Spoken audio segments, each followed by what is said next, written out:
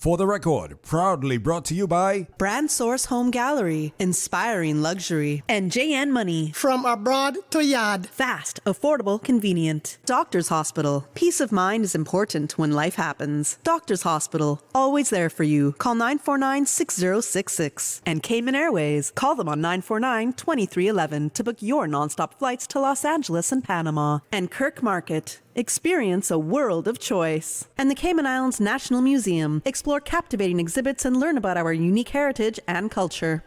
We ask our listeners and viewers to avoid any statements or comments which are abusive, derogatory, malicious, or defamatory.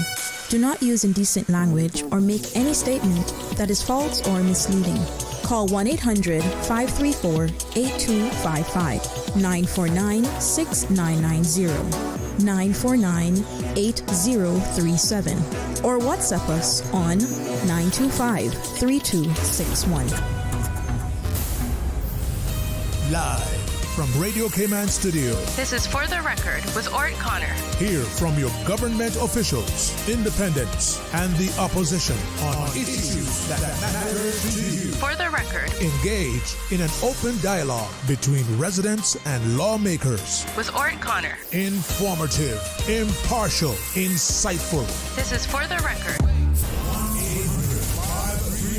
1-800-534-8255. Your calls, your input. This is For the Record. And now, your host, Orrett Connor.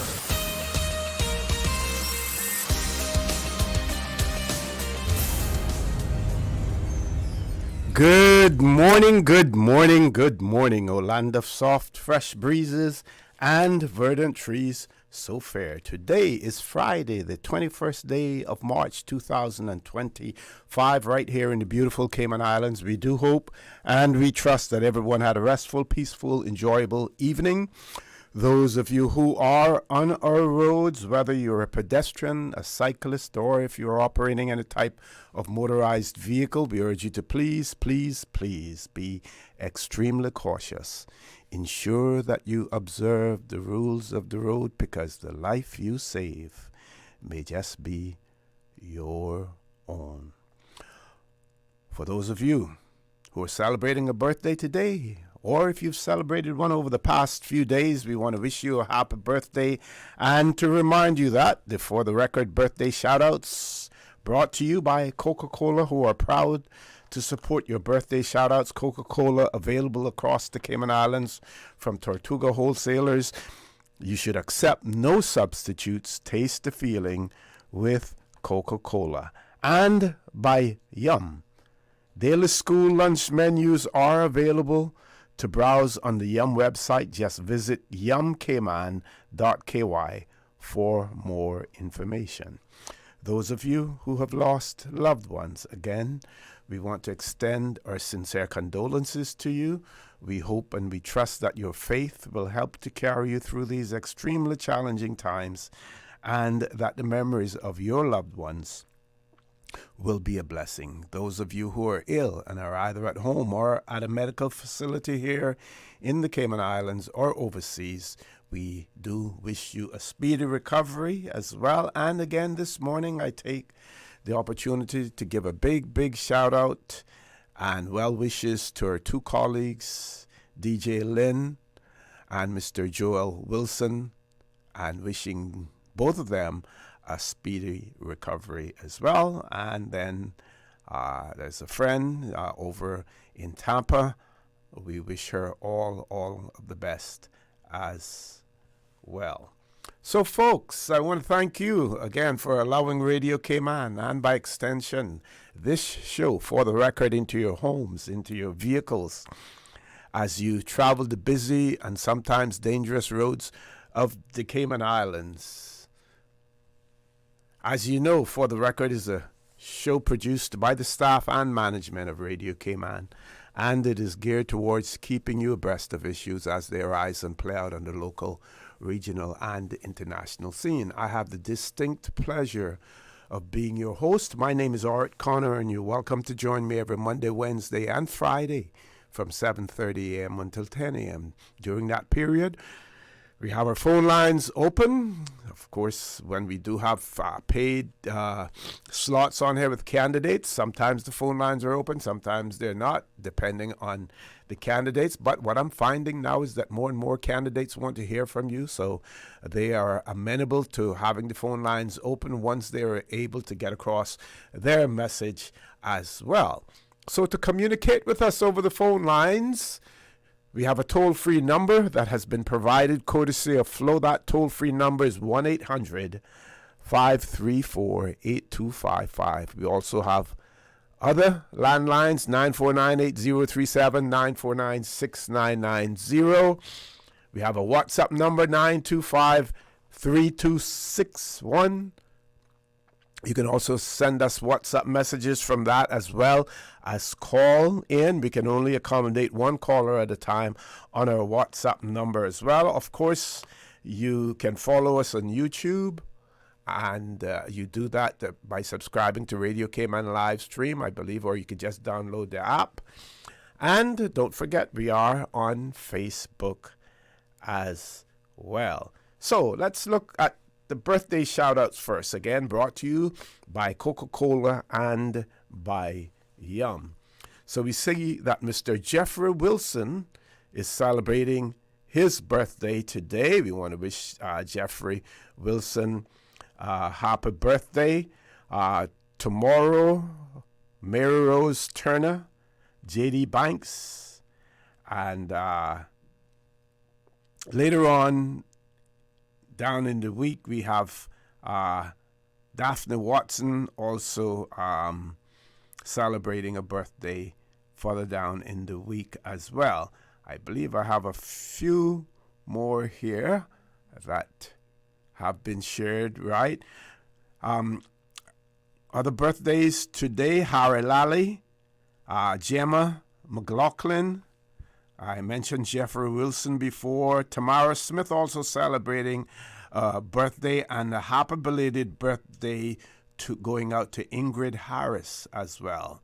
So Harry Lally, Gemma McLaughlin, Jeffrey Wilson, Tamara Smith, and belated happy birthday greetings going out to Ingrid Harris. I believe I see some more here as well.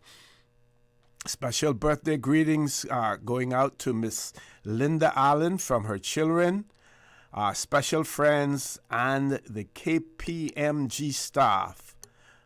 That was yesterday, the 20th of March, that she celebrated a birthday. So we have to then send out belated happy birthday greetings going out then to Miss Linda Allen. And of course, the birthday greetings were coming from your children, special friends, and the staff at KPMG as well. If you know someone who's celebrating their birthday or any other momentous occasion, please share that information with us here on Radio Cayman for the record, and we will give them a birthday shout out. Proudly sponsored by Coca-Cola, who are proud to support your birthday shout-outs. Coca-Cola available across the Cayman Islands from Tortuga wholesalers. You should accept no substitutes. Taste the feeling with Coca-Cola. And by Yum.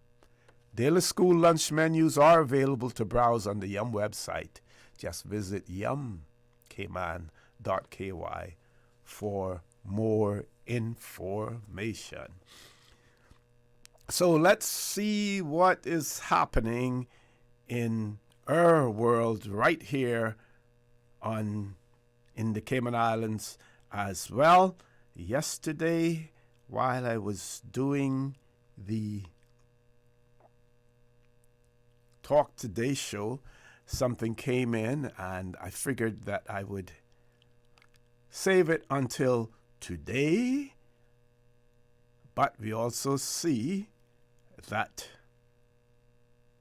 it has been carried on Radio Cayman's news this morning, but I will share it with you again because this is going to be extremely important, because it will be one of the tasks for any new minister coming in. Not sure how much That minister will be involved in the decision making because it will have to do with hiring someone. But I'm sure that while any minister may not have a direct involvement in it, that their views would be sought as well. So, the Ministry of Health has announced that the Chief Medical Officer, Dr. Nick Gent, will be departing his post at the end of his contract term, effective the 30th of September of this year, 30th of September 2025. Dr. Gent has served the Cayman Islands with compassion and dedication since being appointed to the role in September of 2022.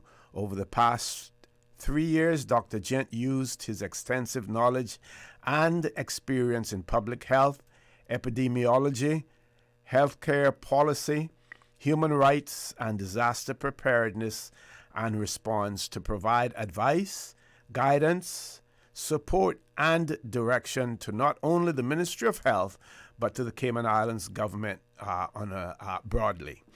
During his tenure, Dr. Gent worked to navigate critical health challenges, advance public health initiatives, and worked to strengthen the nation's healthcare infrastructure. Dr. Gent has also championed an evidence-based, data-driven approach to decision-making, which has been evident throughout his work. Premier and Minister of Health, the Honorable Juliana O'Connor, expressed appreciation for Dr. Gent's contributions, stating, and I quote, "Dr. Gent has been an invaluable asset to the Cayman Islands, particularly in guiding our health strategies and enhancing the resilience of our healthcare systems. His expertise and commitment to public health have been instrumental in ensuring the well-being of our community.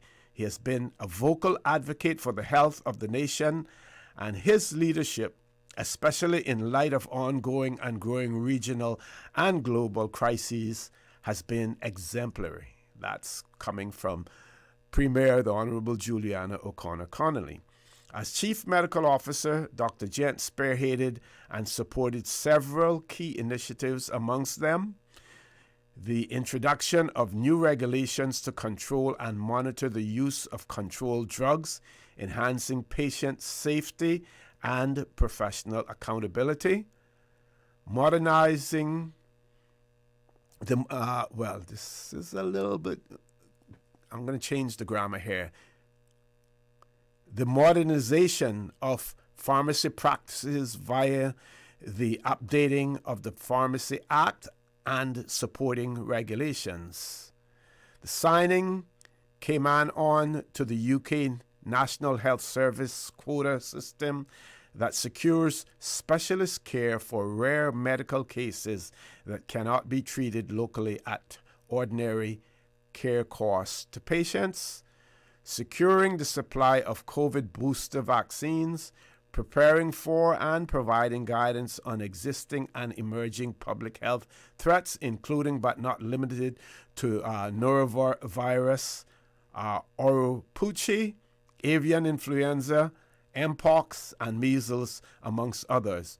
Also providing support and guidance to the STEPS 2023 National Health Survey and promoting the survey findings, advocating for affordable and accessible preventative health care. It has been a privilege to be able to work alongside so many people committed to improving the lives of those who call these islands home, Dr. Gent states. To serve the people of the Cayman Islands, to learn about their culture, and to have been embraced with such care and kindness has made these some of the most enjoyable years of my life. I am grateful to have played a role in helping to advocate for the nation's health. I hope that the strides which we have made are but the beginning, and that Cayman will continue to push for progress and equity in this area. The ministry, this is part of the press release as well, says that the Ministry of Health will soon begin the recruitment process for a new chief medical officer in an effort to ensure a smooth transition and continuity of and continuity of leadership within the ministry's senior management team. The formal selection process will prioritize securing a candidate with the expertise and vision to continue to build on the positive strides that have been made in strengthening the local healthcare system. And goes on to say that the Ministry of Health extends its sincere appreciation to Dr. Gent for his dedicated services and contribution to the island.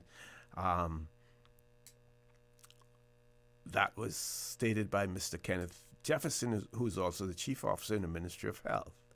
And he says that Dr. Gent leaves behind a legacy of progress and commitment upon which we will continue to build. So, again, hopefully, during the recruiting process, I believe that they have a pretty good template to go by in terms of what Dr. Gent has achieved and what we need to continue to do as well. With that, folks, we're going to take our first commercial break. Don't change that dial. Please stay tuned. For the record, we'll be back shortly. The Cayman Islands boasts of a long, colorful, and rich history. In tribute to our roots, Radio Cayman, the voice of the Cayman Islands, is pleased to bring you the Historical Vignette Series. Brought to you by Rotary Central. For more than 110 years, Rotary members have used their passion, energy, and intelligence to take action on sustainable projects. The Cayman Islands, He hath founded it upon the seas. Solomon McCherry Ebanks, 1901 through 1990. McCherry Ebanks grew up in West Bay and went to sea at 16. At the age of 26, he became a navigator and from then was known affectionately as Captain McCherry. During World War II, he risked his life and those of his crew to sail between Cayman and Tampa, bringing food and supplies to his countrymen. Captain McCherry was also a turtler, sailing regularly to the Mosquito Keys. When he retired from sea, he established a store in West Bay and became a farmer, raising cattle and ground provisions. He thus supplied the community with fresh beef, fruits and vegetables, and the basic necessities of life. He was married to Louise Editha Ebanks, and they had 8 children.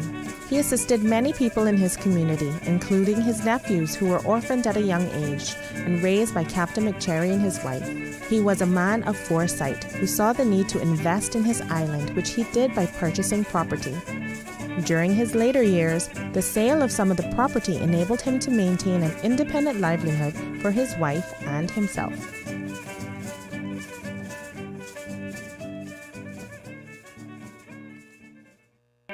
Radio Cayman's Historical Vignettes was brought to you by Rotary Central. For more than 110 years, Rotary members have used their passion, energy, and intelligence to take action on sustainable projects. Since 1993, Rotary Central has worked diligently each year to provide quality bus shelters to our community. A traveling convenience to our school children, the elderly, young people going to work, guest workers, and visitors using the public bus. We, Rotary Central, help you, our advertisers, make it happen. Your marketing dollar travels a far way. Positioning your message, your product, your services, your presence in over 83 bus shelters. Every dollar you spend, every advert you place helps to build another bus shelter, providing modest comfort for Cayman travelers. Reserve space now on the only billboard medium in the Cayman Islands. Email rotaryshelters@gmail.com. rotaryshelters@gmail.com. The Bus Shelters, a partner in community convenience. Another inspiration program by Rotary Central Cayman Islands. She hear clunk and her car stop.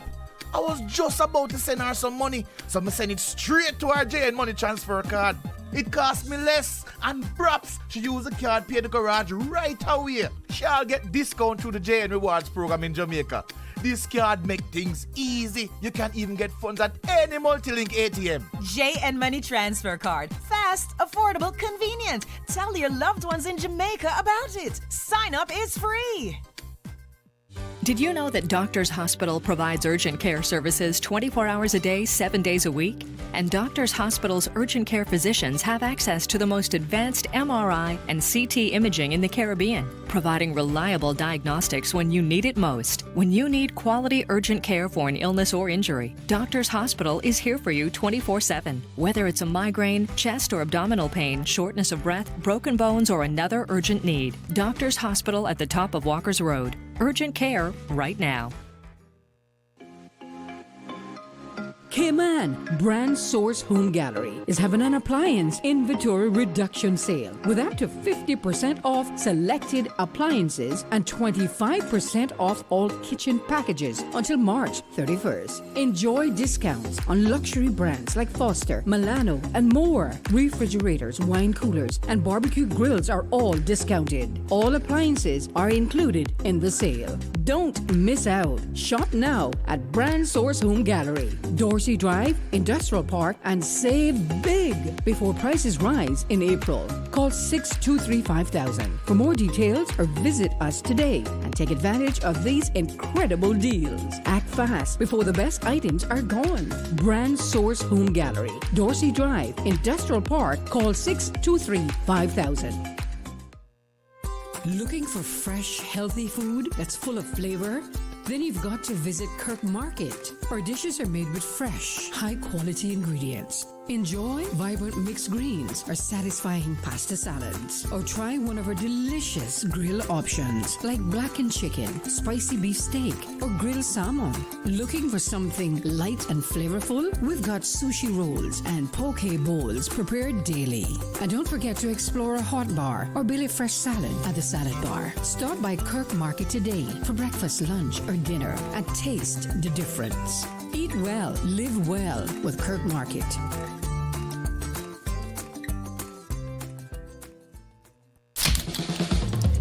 What's that? No sugar, same amazing taste? Coca-Cola Zero Sugar is here to stay. Classic taste, pure satisfaction. Be sure to stop into any Tortuga location and get your own case of Coke Zero. Or grab an ice-cold one straight from the cooler. Brought to you by Tortuga Distributors Limited. Coca-Cola, taste the feeling, Cayman. Hey Cayman parents, we get it.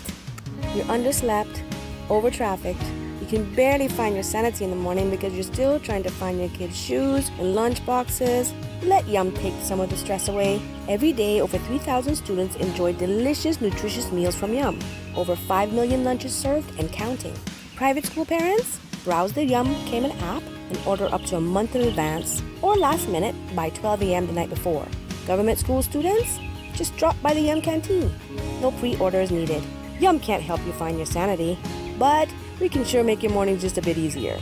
Check out daily menus at myschoolpos.com or visit yumcayman.ky to learn more.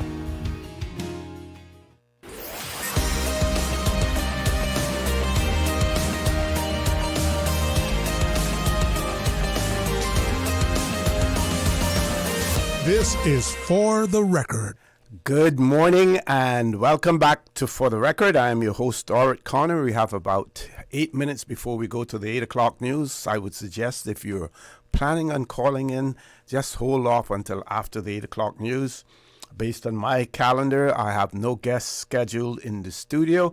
So this will give you an opportunity to call in to ventilate. I know, with all of the interviews with candidates and everything else, we have not had open lines as often as we normally do. So this morning will afford you, or viewing and listening audience, you, the persons to whom our broadcasts are directed, to have your say, to call in as well. And after the news, I will remind you of the phone numbers that you can use to call in. Meanwhile, people continue to send us WhatsApp messages, and we share those with you. We still have another birthday shout out. This person would like to send happy birthday greetings to their uncle, Mr. Edward Myrie, and those birthday greetings are coming from your loving niece, Rose, praying that you'll have a blessed day and many, many more birthdays. His birthday is on Sunday. So Sunday, Mr. Edward Myrie will be celebrating his birthday. So in advance of that, birthday greetings are coming from his niece, Rose, as well. We also have a WhatsApp messages from one of our listeners, and I'll share this with you. This is a general, positive, non-partisan suggestion. The person writes and says, since civil servants can't even comment or like comments on issues or on political pages and events, can you do a show for us? So they want us to do a show for civil servants. Let's see what it says.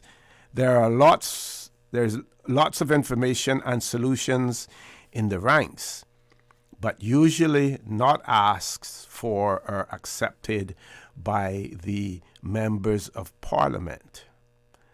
Most of us would like to pose a few questions, but we can't all have private meetings at home with all candidates, as the rules now limit us to.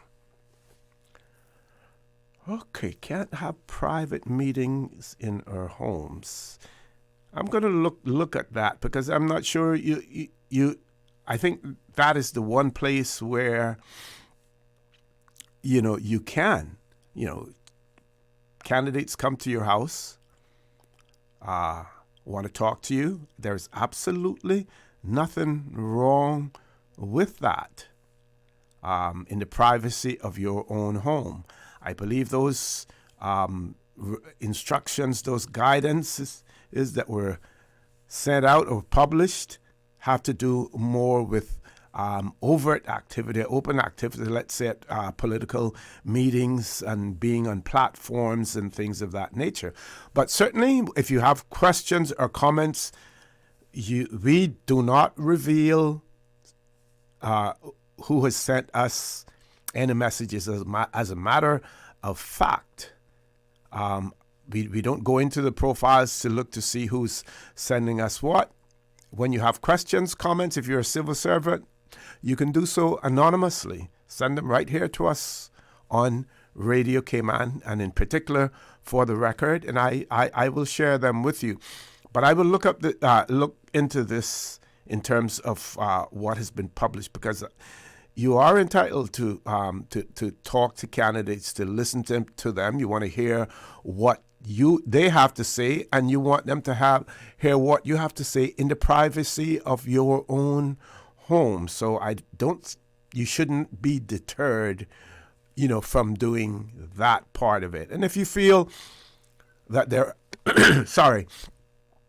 if you have any doubts in terms of, what I'm saying there, then we can, you can either speak to your chief officer, your head of the department. You want to go up the ranks, head of department, chief officer, or the deputy governor's office as well. Okay, so the person has sent something in since then. They say that it meant we can't meet with them. They don't have time in our homes. They can't. Okay, so the person is saying they're unable to meet with candidates because they don't have time, when they try to meet with them at their home. Well, the candidates need to ensure that they make time to do that. We keep hearing all of them talking about their walking tours, boots on the ground, and boots on the ground and everything else. So, when a candidate comes to your house, if you feel comfortable about it and you want to talk to them, you say, come inside, have a seat. Would you like something to drink? I'd like to talk with you because as a civil servant, I have limited ways of doing that, and I would like to talk to you. If they say, well, can I come back tomorrow because I'm in a hurry today? They've got problems, and you should think twice then, about, talking with them, because if they show up at your residence to talk to you, then hopefully they're showing up and they have enough time to give to you for you to talk to them, air your concerns, ask questions about them as well, which all should be done. This person also wrote in and said, "Good morning. Can we talk about last night's debate this morning?" Okay, we will. In my opinion, the Red Bay candidates really set a high bar for the remaining candidates. It was an insightful and powerful session. Would be great to highlight this morning. Thank you. And I will. I had intentions of doing that as well. While we had our first debate here on Radio Cayman last Monday night, and we have a second one coming up this Monday night. Unfortunately, the Wednesday night one had to be canceled. It is quite obvious that people want to see their candidates. They want to hear them debate each other. So I'm going to put this out there to all of the candidates. Don't find excuses not to appear for debates. Don't try to dodge. If you can't face the cameras and talk to people, how in the world are you going to go into our parliament and have meaningful debate and meaningful contribution to the parliamentary process and to represent the people who you are seeking to represent? Stop dodging. Get out there and let people see you. With that, we're going to take a break. But yes, we will talk about the Chamber of Commerce debates during the course of the show this morning. Folks, we've reached the top of the hour. Please stay tuned. For the record, we'll be back immediately after the 8 o'clock news. Thank you, Mr. Connor. Radio Cayman time check now, 8:01. This time check brought to you by our friends at Foster's. When you're on the go, the experienced team at Foster's Pharmacy are here to help. Drop off your prescription while you shop or WhatsApp us and we'll prepare it, ready for your arrival. Whether you need prescription or over-the-counter medications, blood glucose testing, or advice on vitamins and supplements, we're here early in the morning to late at night. Both of our locations at our Camana Bay and airport stores are open 7 a.m. to 9 p.m., Monday to Saturday. For more info, visit fosters.ky/pharmacy. Foster's Pharmacy. Better health because we care. The voice of the Cayman Islands. 89.9 FM in Grand Cayman and 93.9 FM in Cayman Brac and Little Cayman. Silver wings shining in the sunlight. Radio Cayman. The 8 a.m. news is brought to you by ValueMed Pharmacy. Save time and order your prescription refills online at value-medpharmacy.com. VALU-medpharmacy.com. For today's biggest news. Radio Cayman, the voice of the Cayman Islands.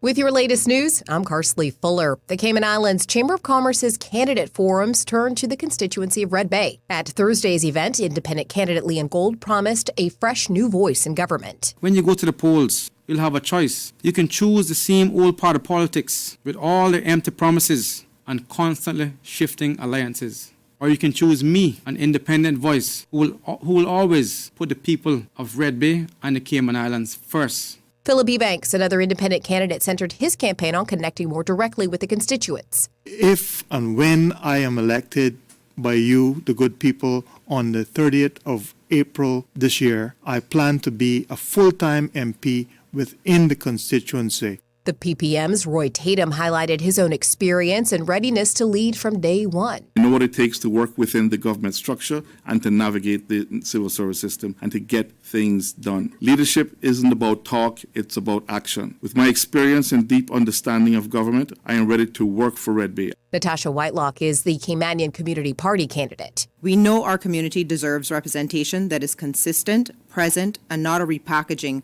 of the same old ideas. You deserve an MP who listens and is accessible, who will be transparent, assertive, and support the will of the community on the national stage. Don Thomas from the Cayman Islands National Party underscored the need for new leadership and new ideas. We have no legacy of issues. What we're bringing to the table is solutions, new ideas, new people that are willing to pave a way forward. One of the key issues, the cost of living, and among the ideas discussed, reducing duties on healthier food and a systematic review of customs duties. The full forum is available online to rewatch at the Chamber's YouTube channel. Get a peep at previously unseen coral reefs down to depths of 60 meters off the coast of Cayman this morning as the Central Caribbean Marine Institute brings back its Reefs Go Live program at 10 a.m. CCMI's Robin Larkin tells Radio Cayman as the team reaches the end of its 3-year exploratory project, Expedition Hope, this Reefs Go Live episode will showcase what the researchers found when exploring the previously uncharted underwater mountains of Pickle Bank and 12 Mile Bank. Students will join CCMI's educators live from the coral reefs of Little Cayman to learn about the importance of scientific investigation, species adaptation and classification, and climate change and ocean health, while hearing firsthand the results of pioneering ocean exploration from the researchers. And it's not just students. You can watch today's live stream as well. Just pop over to donate.reefresearch.org for all the details. Reefs Go Live is supported by the Edmund F. and Virginia B. Ball Foundation. And Red Sky at Night closes down 20 days of music, poetry, film, workshops, visual arts, storytelling, and dance with K-Fest's anchor event tomorrow night at the Harkwell Cultural Center. Red Sky attendees this Saturday will experience Cayman's finest showcase of local talents with an emphasis on local arts and culture and a dynamic mix of visual arts, music, and theater. For families, the Visual Arts Society's Creative Kids area will spark the imaginations of young minds, while the Caymanian Village will invite visitors to step back in time, experiencing heritage demonstrations and interactive cultural displays that evoke the island's storied past. Cayman National Cultural Foundation's Cassandra Shea tells Radio Cayman Swanky Kitchen Band is headlining the event, which will also feature more than 50 local artists and artisans on the, quote, thatch walks. Red Sky is from 4 to 11 p.m., and you can get your tickets now by heading to ticketsplus.ky. They'll also be available at the gate. Now with a check of international news, here's the BBC, which takes us out of the newscast. I'm Karsley Fuller. BBC News with Moira Alderson. Thousands of passengers have been left stranded after a power cut forced the closure of one of the world's biggest airports, London Heathrow. Some flights from North America, India and the Caribbean were forced to turn around in mid-air. Many have been cancelled, while others have been diverted to elsewhere in Europe. The outage at Heathrow was caused by a huge fire at a nearby electrical substation. Its cause is not yet known. Britain's energy minister said the government would look hard at the protection and resilience of major infrastructure. The Sudanese army has recaptured the presidential palace in Khartoum amid intense fighting. The building was in the hands of the paramilitary Rapid Support Forces, which took control of the capital when civil war erupted nearly 2 years ago. BBC News. The 8 a.m. news is brought to you by ValueMed Pharmacy. Save time and order your prescription refills online at value-medpharmacy.com. VALU-medpharmacy.com. Now, more than ever, supporting your immune system is crucial to helping your body fight off illnesses like the common cold, the flu, and COVID-19. At ValueMed Pharmacy on Walkers Road and in Buttontown, we carry all the essential vitamins and minerals to help support your immune system and improve your overall health. Some of our top immunity support picks are vitamin C, vitamin D, zinc, elderberry, and quercetin are the popular 7-in-1 immunity support. Our pharmacists are always on hand to help guide you and answer any questions. Visit ValueMed Pharmacy on Walkers Road or Buttontown. Live happy, live healthy with ValueMed Pharmacy. Stay in touch with Radio Cayman with the latest up-to-date, accurate news and information. For your convenience, the headline news will be repeated on our sister station, Breeze 105.3 FM, weekdays at 8:30 a.m. Follow Radio Cayman on social media, Facebook, Instagram, Twitter, or download the Radio Cayman app in the App Store or log on to www.radiocayman.gov.ky and stay connected to what's happening in the community. Radio Cayman, your voice, your choice, your radio. I work hard each day. I'm a mother, sister-in, daughter, wife, cook, and everything in between. I know that no matter what, I have to be the woman I need to be, and that's why I choose Curves for that time of the month. When the pressure is on, I know I can rely on Curves sanitary napkins to keep me dry and comfortable all day and night. Affordable and available in cotton or silk. With Curves, I can be the woman I need to be all the time. Strong, resilient, beautiful. Be the woman. Curves. Since 1993, Rotary Central has worked diligently each year to provide quality bus shelters to our community. A traveling convenience to our school children, the elderly, young people going to work, guest workers, and visitors using the public bus. We, Rotary Central, help you, our advertisers, make it happen. Your marketing dollar travels a far way, positioning your message, your product, your services, your presence in over 83 bus shelters. Every dollar you spend, every advert you place helps to build another bus shelter, providing modest comfort for Cayman travelers. Reserve space now on the only billboard medium in the Cayman Islands. Email rotaryshelters@gmail.com. rotaryshelters@gmail.com. The Bus Shelters, a partner in community convenience. Another inspiration program by Rotary Central Cayman Islands. The 8 a.m. weather update brought to you by CG Britcade, where people come first. Once again, good morning, Cayman. Let's take a look at your weather. It's now 10 minutes after 8 on this Friday, March 21st. Present temperature 77 degrees Fahrenheit and some partial cloud cover. Winds are out of the northeast at 8 miles per hour. Relative humidity about 68%. The barometric pressure is at 30.03 inches and falling. Last night's low temperature was at 76. Synopsis as provided by the Cayman Islands National Weather Service. Light to moderate northeasterly winds with slight seas are expected for the next 24 hours in association with a ridge of high pressure as a cold front over the northwest Caribbean is expected to dissipate today. Our forecast calls for mostly fair skies becoming partly cloudy at times with a 20% chance of showers. Temperatures will rise to the mid-80s. Winds will be north to northeast at 10 or 15 knots. Seas will be slight with wave heights of 1 to 3 feet. Later tonight, mostly fair skies with less than 20% chance of showers. Temperatures will fall to the low 70s. Winds will be east to northeast at 5 to 10 knots. Seas will be slight with wave heights of 1 to 3 feet. Low tide is coming up at 10:10 this morning. It's going to be high at 1:35 this afternoon, low at 9:02 tonight. And the outlook is for continued light to moderate northeasterly winds with slight seas through Monday as the ridge of high pressure remains over the northwest Caribbean. Your weather update brought to you by our good friends at CG Britcade. Hey, Bill. Glad to see you back in the office. Who? Bill. Oh, sorry. Yeah, I think you're mistaking me for someone else. Tom. Nope. Jack. No. Alex. No. Want me to just tell you? Nope, I got this, George. No, you don't. Still not me. Adam. Not even close, man. We're like a coworker that didn't forget your name. CG Britcade. Good like that. Okay, good to see you, Mike John Sean. It's Mordecai. The 8 a.m. weather update brought to you by CG Britcade, where people come first.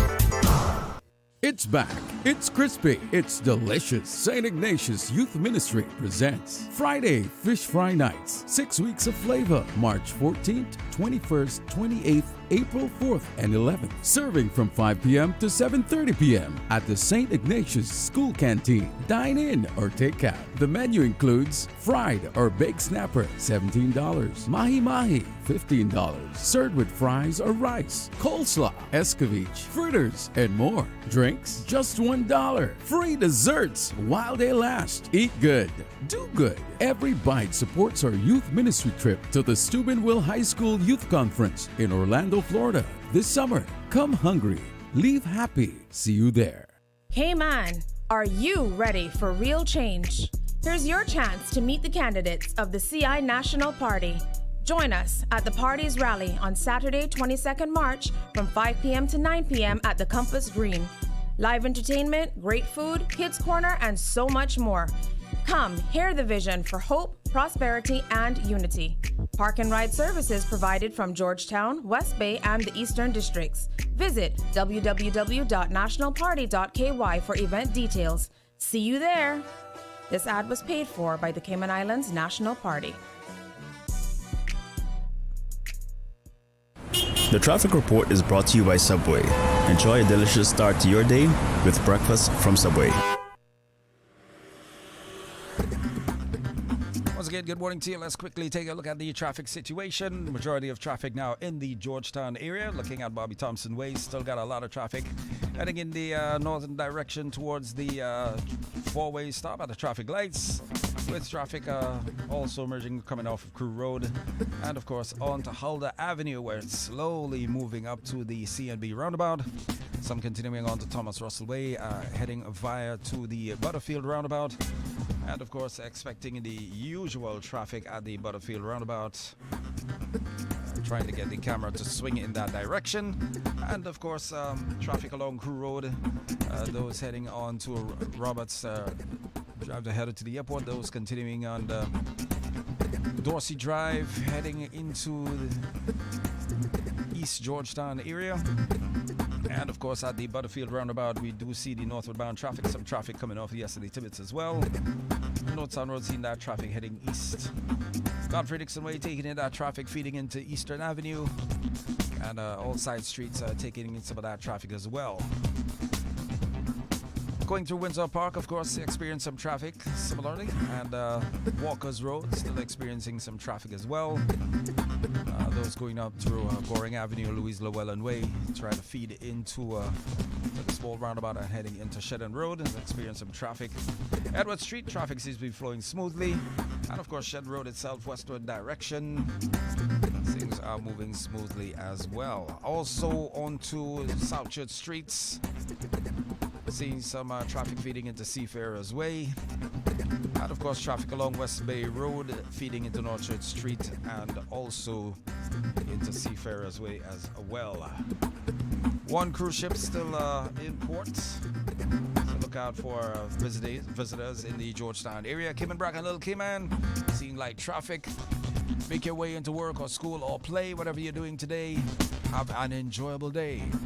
Traffic report brought to you by good friends at Subway. Subway and Oreo has changed the dessert game. Introducing the Oreo Footlong Cookie, a full 12 inches of chocolatey, creamy goodness. It's big, it's bold, and it's here for a limited time. Perfect for sharing or not. We won't judge. Want it fast? Order ahead with the Subway Cayman Islands app for quick pickup and earn loyalty points, or get it delivered straight to your door with Bento and Let's Eat. Don't wait. Treat yourself today. The Oreo Footlong Cookie is calling your name. Subway. Eat fresh. Snack sweet. The traffic report is brought to you by Subway. Enjoy a delicious start to your day with breakfast from Subway. Easter vacation is just around the corner, and Cayman Airways has added multiple extra flights to some of your favorite destinations, some of mine too. Look here, they got seats available now for booking on extra Easter flights between Grand Cayman and Kingston, La Ceiba, Miami, Cayman Brac, Little Cayman, and you can even catch a non-stop flight to Montego Bay for Easter. Check it out. You can visit CaymanAirways.com, contact a local travel agent, or call Cayman Airways Reservations on 949-2311. And don't wait too long though, because these extra Easter seats always sell fast. Be sure to add your Sir Turtle Rewards number to your booking so you can earn more miles for more free trips this year. Well, I know where I'm going. I'll see you on board a uniquely Caymanian airline for Easter. Your mornings just got a whole lot buzzier. Join me, Kathy Miller, every Tuesday and Thursday from 7:30 to 9:30 a.m. on The Buzz, Radio Cayman's morning talk show with insight, impact, and inspiration, covering business, policy, finance, health, culture, and the biggest local and global issues impacting our Cayman community. With fresh perspectives from younger generations to stories of inspiration from local entrepreneurs. Tune in and turn up Tuesday and Thursday mornings, 7:30 to 9:30 with me, Kathy Miller, on The Buzz. The Buzz.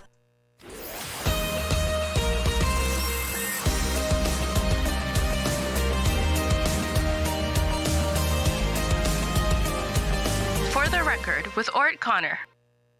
Good morning and welcome back to For the Record. No guests in the studio, so our phone lines are open. Our toll-free number, if you're calling from a flow phone, and that Numbers provided courtesy of Flo. That number is 1-800-534-8255. You can also call us on 949-8037, 949-6990, or WhatsApp number 925-3261, where we can only accommodate one caller at a time in that respect. So that is all that I have as far as phone numbers are concerned. So a person wants to talk about last night's chamber. Well, they refer to it as a debate. It's more of a forum because there weren't any back and forth conversations, with the candidates who were there as well. We do have a caller, though. Let's go to the phone lines. Caller, good morning. Welcome to For the Record. Good morning, Mr. O.C. Connor. Hey, good morning. Good morning. Welcome back. Good to hear that voice. Yeah, I hear there are a lot of things been happening while I was not around. Yes. A lot of, like you say, a lot of forums. Some I did listen to the one while I was overseas. The one with Mr. Ralston, West Bay North. Yes. Yeah, but I haven't listened to any other ones, and I haven't been to any meetings. But I'm not going to indulge too much in listening to any forums or get involved in too many meetings, because I've been around politics for quite some time, and it's always the same thing, and a lot of nice sound bite, and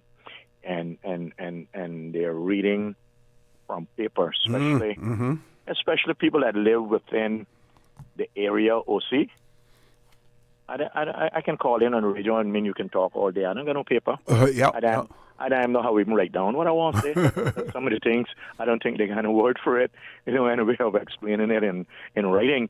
So, and I'm kind of drawn back by a lot of people would get up there with a piece of paper. So that was all written down for them to say. They really, really don't know what we need to go forward, what would be the best interest of the native people of this island. And talking about natives, I'm getting really concerned about the direction that the island is going on a social level. Mm-hmm. We're losing just about everything that we like me and you was accustomed to. The way we live, the way we commute, we could go from point A to point B in a reasonable period of time. Mm-hmm. Could ride a bicycle peaceably on the road. You could walk or jog up to Kings from your house and not encounter any difficulties. Now, much more difficult to do that. No, can't do that no more. We'll see the people that are congregating on our beaches.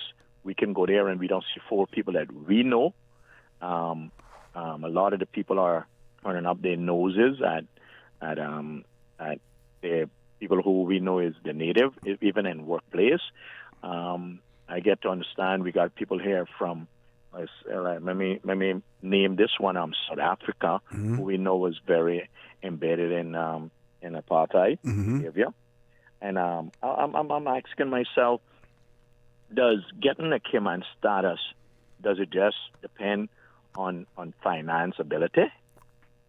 That's what it seems like, because if I was a person who was given, number one, from time you're from somewhere like that, I'm not too sure about granting you no status to be amongst us when you now get your status. But you wasn't associating with the natives anyway, and now that you get it, you don't even talk, you don't even say good morning to the natives now that you got your status, because you're from, and I mean you're in. That's embedded in you being prejudiced. You know what I mean?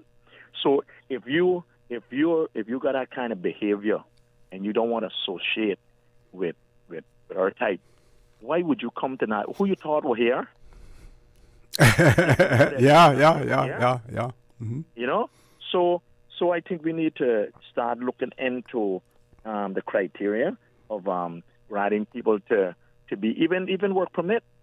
Do you think now we could put a Palestinian and a Jew, Israeli next door in one of the subdivision, door to door?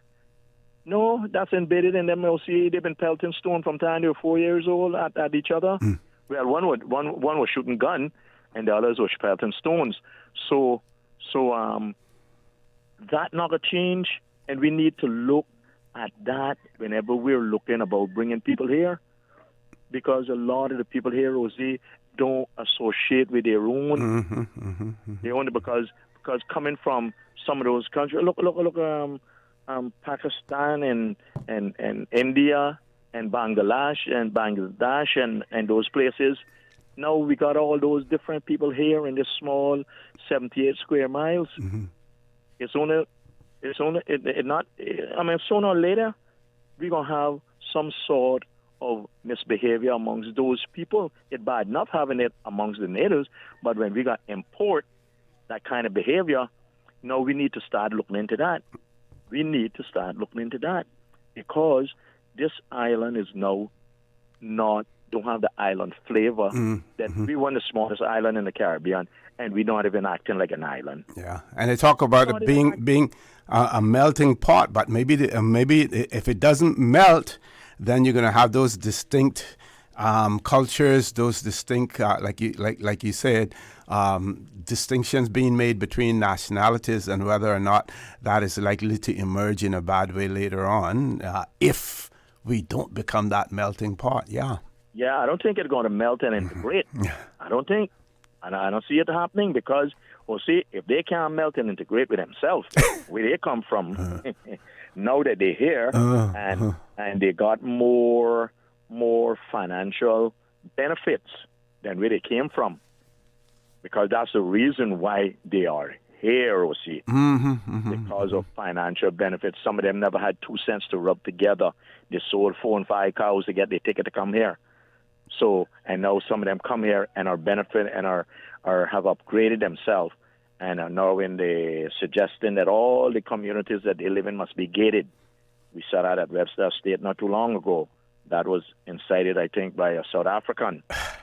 So I could always cut across there and go Smith back there. Now I got to go all the way around. We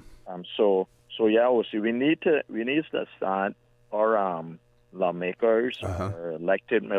We need to start looking at that in a more social, social aspect, not just about if you can afford to live here. Yeah, that balance, we have to ensure that balance. Because we're still an island, and we're losing our island touch. Yep. Okay. Lord Yeah. Graham, thank you. Yeah. All right. Thank you very much, Lord Graham. We have a couple of callers. We can grab another caller before we go to the break. Caller, good morning. Welcome to For the Record. Good morning, caller. Morning. Hey, morning. How are things? Things are good in the back up here. Yeah, OC, I listened to your interviewing the little young fella there, Mr. Hodgson. Right? When he was talking about the problem with drugs. But you brought up about the referendum with the ganja. And the little guy said that he supported it. Very smart candidate. But you should have asked him about the other drug, because, OC, you live in Cayman. You know your friends, them, that never used to smoke or drink or nothing, and some of them gone on cocaine. You know what is destroying the place. How much ganja, man, you see that go to court for burglary, for stealing, and what they tell the judge, they're supporting a cocaine habit. That is our problem. But the name ganja is so easy to, I guess it's easier to say than cocaine, Problem with cocaine. But do you ganja. Hey, listen, see, you got some people that naturally lazy. And when they smoke ganja, they don't do nothing at all. I know that. But you got people like me and other people.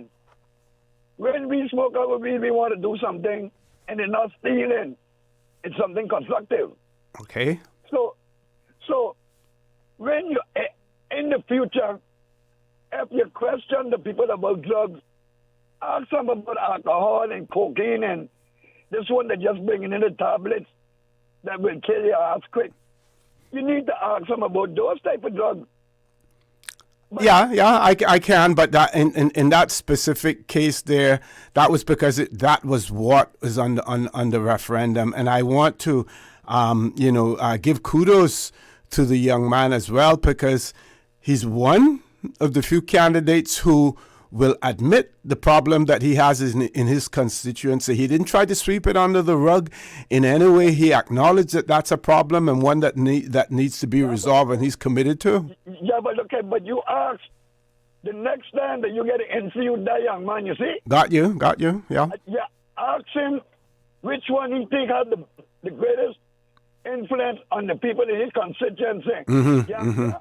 Alcohol and cocaine. Okay, we'll do that. You hear the answer that you're going to get. You hear? Got you. Look, tell me something, see, you can look at people who are using coke and see it, right? Oh, yeah, right? Yeah. But, and you can look at people who smoke ganja and see it too in their eyes and stuff. Yeah, but they operate different, though. Okay, yeah. You know that. Oh, yeah. You don't see no ganja man walking the street 4 o'clock and 5 o'clock in the morning looking it. Like a zombie, yeah. Ganja man sleeping long time. Right? Ganja man dreaming, sleeping long time. So, I tell you what the radio came on and said on Facebook, all of the candidates, if on don't want the weed, tell the weed smokers you don't want their vote. Tell their friends you don't want their vote. Tell their mother, their uncle, their father, that you don't want no vote from the ganja families, and see how much honor can cross the Rio Grande to go in L.A. Thank you, O.C. Before you go, so what's your prediction? How are things looking in the BRAC as far as the candidates are concerned? What are your predictions, if you want to publicly state, in terms of who's likely to be returned in the BRAC? Boy, on the Eastern District, it's tight. It's looking really tight up here. And it can be, how I see it now, I mean, I got my ears to the ground, right? But it can be, just can be pretty close, I can tell you that. Yeah. Did you get a chance to listen to Mr. Lonnie Tibbetts the other morning here on For the Record? I think he performed quite well. Yes, I said that on my Facebook. After I listened to him and the little Hudson guy. And Lonnie came over good. He came over real good. Yep. All right, Elvis, take care and keep in touch. Folks, we're going to take a commercial break. We have 2 callers on hold. Don't hang up. Just stay on the line. We're going to take a quick commercial break. When we return, we will converse with you. For the Record, we'll be back shortly. My mom's a superhero. She always knows what to do when I feel icky. Yesterday, we went to West Bay Pharmacy, and they had everything she needed. Medicine, my favorite band-aids with dinosaurs, and even flavored vitamins. Mom says they keep our family healthy. I think they're magic. Don't tell anyone. I think superhero shop at West Bay Pharmacy. West Bay Pharmacy, where the superheroes shop. West Bay Pharmacy and Centennial Towers. Convenient quality care is just around the corner.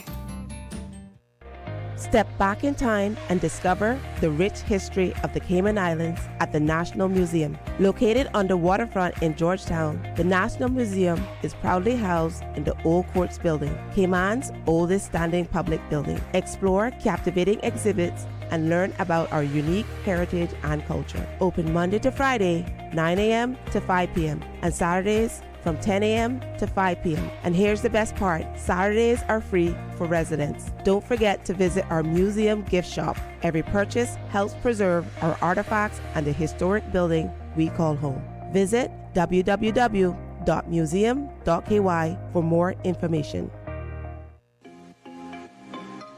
Cayman Brand Source Home Gallery is having an appliance inventory reduction sale with up to 50% off selected appliances and 25% off all kitchen packages until March 31st. Enjoy discounts on luxury brands like Foster, Milano, and more. Refrigerators, wine coolers, and barbecue grills are all discounted. All appliances are included in the sale. Don't miss out. Shop now at Brand Source Home Gallery, Dorsey Drive, Industrial Park, and save big before prices rise in April. Call 623-5000 for more details or visit us today and take advantage of these incredible deals. Act fast before the best items are gone. Brand Source Home Gallery, Dorsey Drive, Industrial Park. Call 623-5000.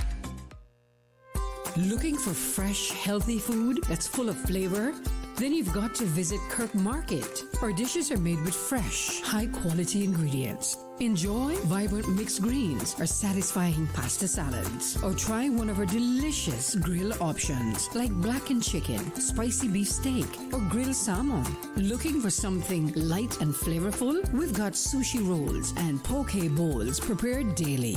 And don't forget to explore a hot bar or Billy Fresh salad at the salad bar. Stop by Kirk Market today for breakfast, lunch, or dinner and taste the difference. Eat well, live well with Kirk Market.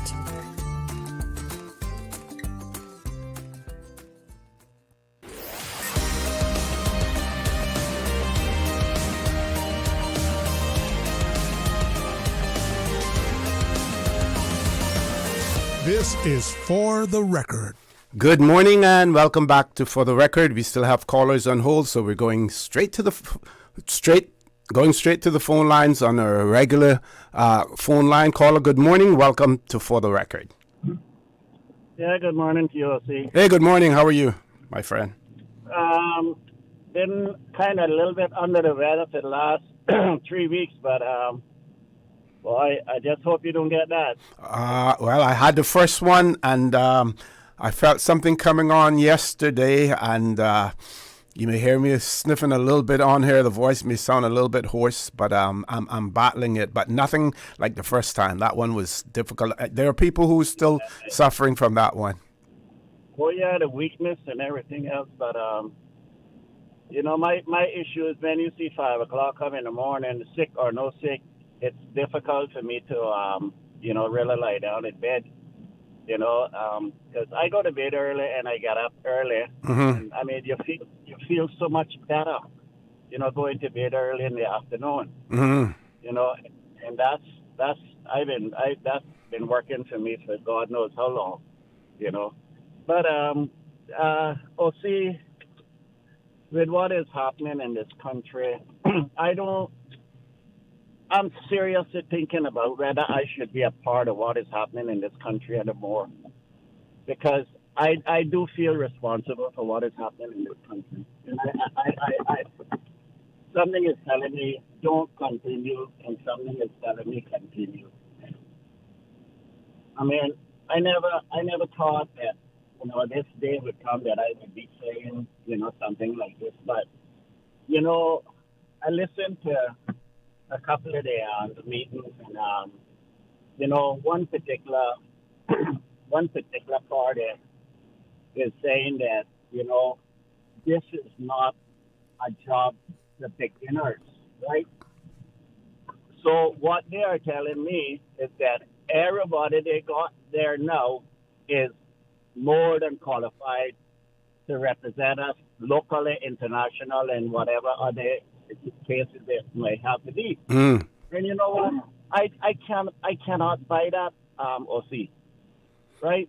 It's no way I can buy that, because I mean, you know, there's too many brilliant people out there, and you know, it's the direction that this country is going, and I mean, it seems like everybody is aware of what is happening and see what is happening, except the politicians. They just don't want to do nothing and say enough is enough. Mm. We got to change the course and the direction of this country, or see we're going to hell. Why can't they see what is happening to the country and then they're gonna tell you that we are the best part of this country. We got the leadership, we got the experience, we got everything. But you know what, as far as I'm concerned, they have everything, yeah. But it's in the back of them. It comes out from the back, right? And you know, it's really sad, Wayne. We'll see. So, any comments? Yeah. Well, the whole issue about inexperience. My observation on that is, yes, you do need experience. You're going to need a mixture. But those same persons who are saying that, they had to start somewhere as well. So that shouldn't be used against, other candidates. Yes, I realize that they're using it, as a political argument to gain advantage, to play on people's emotions, on their minds, to say, and the past 4 years doesn't help the situation and bolsters their position in terms of argument. Wanting to ensure that we have experience, in government. But that should not be used as a sledgehammer against those young people who we are trying to encourage to get involved in politics. Totally agree with you, OC, but what I've seen for the last 4 years tells me a whole completely different story, right? It cannot continue. We cannot continue. I mean, when you go on a job, you have, especially a job like this, running a country. It's not like going and become an apprentice as an electrician, a plumber, or a construction worker, or a bank teller, or whatever the other case may be. This is serious.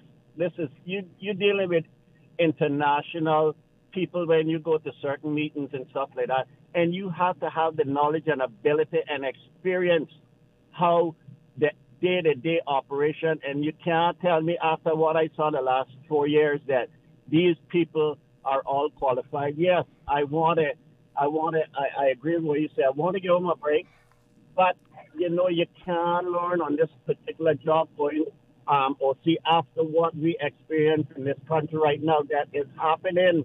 Got you. Got you. I am sorry, but that I just wish we would get more people kind of, because these politicians, I mean, they're not even politicians as far as I'm concerned. So, but caller, before you go, because someone once wrote in and wants me to speak about the forum and talk a little bit about that. I watched the forum night before last night, and I watched it last night. People may say, well, you're watching other things. I watch and I listen to other radio shows because, number one, sometimes you listen and you learn from how to do things differently or what not to do, and just to get insights, right? When you look at the Chamber Forum last night, 4 new candidates had never, ever been elected before, never been in elected office, and quite possibly some of them never been on, I would call it a semi-debate stage before. Yeah. And you look at the performance the night before, where you had a former premier, a sitting parliamentarian, a former parliamentarian, and a candidate who has run in other elections, and it was like chalk and cheese when you look at the performance between those 5 last night. I believe it was 5, right? And the 3 the night before, like chalk and cheese. Those young people last night did much better. I just wanted to point that out. Yeah, I totally understand that, but I don't know, OC. I mean, I see exactly where you're coming from, but that still don't put me at peace. With what is happening, because everybody in this country right now that you speak to is complaining about the same thing, same issues, same this and same that, and yet we are getting no results. Mm-hmm. And what can we do in order to hold these politicians accountable? I mean, they do this manifesto, right? The manifesto do not represent the people that represents them, right? And that is not right, because I plainly said, forget your manifestos. Go make the people that come to your meeting, let them voice their opinions. Hear from them. Hear where they are hurting. Hear what their needs are. Hear what they want you to do, right? But that is not the case. They go and they do this manifesto and see, my friend, have a good day, sir. Thank you very much. Thank you very much, caller. Thank you very much for that as well. Before we go to a commercial break and we have a voice note, I just want to comment on the last thing that the caller spoke to in terms of manifestos. Yeah, and what he said there is correct. Sometimes they reflect, what the party wants to do, but hopefully also that the various parties and individuals, that their manifestos are reflective of what they are hearing in the community as far as people's concerns, and they are then incorporating them into their manifestos to say, this is what we will do about certain things. So hopefully it what's in the manifesto isn't necessarily reflective of the ideas of the holder of that manifesto, but also represents the concerns and the thoughts of the community as well. With that, we take a commercial break. Folks, please stay tuned for the record. We'll be back shortly. There you go, sir. Thanks for choosing JN Money Transfer. Boy, thanks to JN Money Transfer, I can stay right here in Cayman and pay mama bills back home in Jamaica. Her water, light, phone and other bills never late. Every month I pay everything in one place. Make payments to over 30 companies in Jamaica through JN Money Transfer. Fast, affordable, convenient. Call 1-800-744-1163 for details. My mom's a superhero. She always knows what to do when I feel icky. Yesterday, we went to West Bay Pharmacy, and they had everything she needed. Medicine, my favorite band-aids with dinosaurs, and even flavored vitamins. Mom says they keep our family healthy. I think they're magic. But don't tell anyone. I think superhero shop at West Bay Pharmacy. West Bay Pharmacy, where the superhero shop. West Bay Pharmacy and Centennial Towers. Convenient quality care is just around the corner. Easter vacation is just around the corner, and Cayman Airways has added multiple extra flights to some of your favorite destinations, some of mine too. Look here, they got seats available now for booking on extra Easter flights between Grand Cayman and Kingston, La Ceiba, Miami, Cayman Brac, Little Cayman, and you can even catch a non-stop flight to Montego Bay for Easter. Check it out. You can visit CaymanAirways.com, contact a local travel agent, or call Cayman Airways Reservations on 949-2311. And don't wait too long though, because these extra Easter seats always sell fast. Be sure to add your Sir Turtle Rewards number to your booking so you can earn more miles for more free trips this year. But I know where I'm going. I'll see you on board a uniquely Caymanian airline for Easter. At Kirk's Home Center, we can make your life much better. We got it all together. We got a great deal in store for you. From cookware to stereos, from power tools to plumbing supplies. Yeah, we got the best goods with the best price and a service to make you smile. At Kirk's Home Center, we got a great deal in store for you.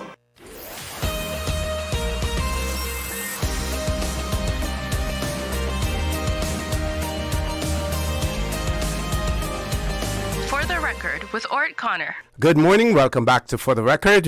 We have a WhatsApp message that we're going to read first, Paul, because that will then open up the phone lines for those persons waiting to call on a WhatsApp number. And do we have someone on the landline as well? So we're going to do the voice note first, coming to the person on the landline and the person who's trying to get in to call on the voice. The WhatsApp number that line will be open as soon as we play the voice note. Go ahead, Paul.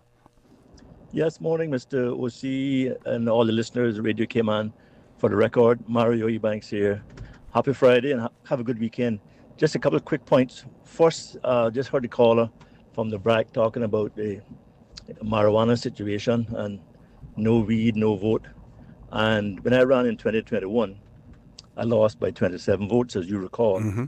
And some of my constituencies then in West Bay West, a few of them had come to me about endorsing or speaking to legalizing marijuana or to being pro ganja, and that was their condition. If I would support that, they would vote to me, and I told them I couldn't support that. I would not support that.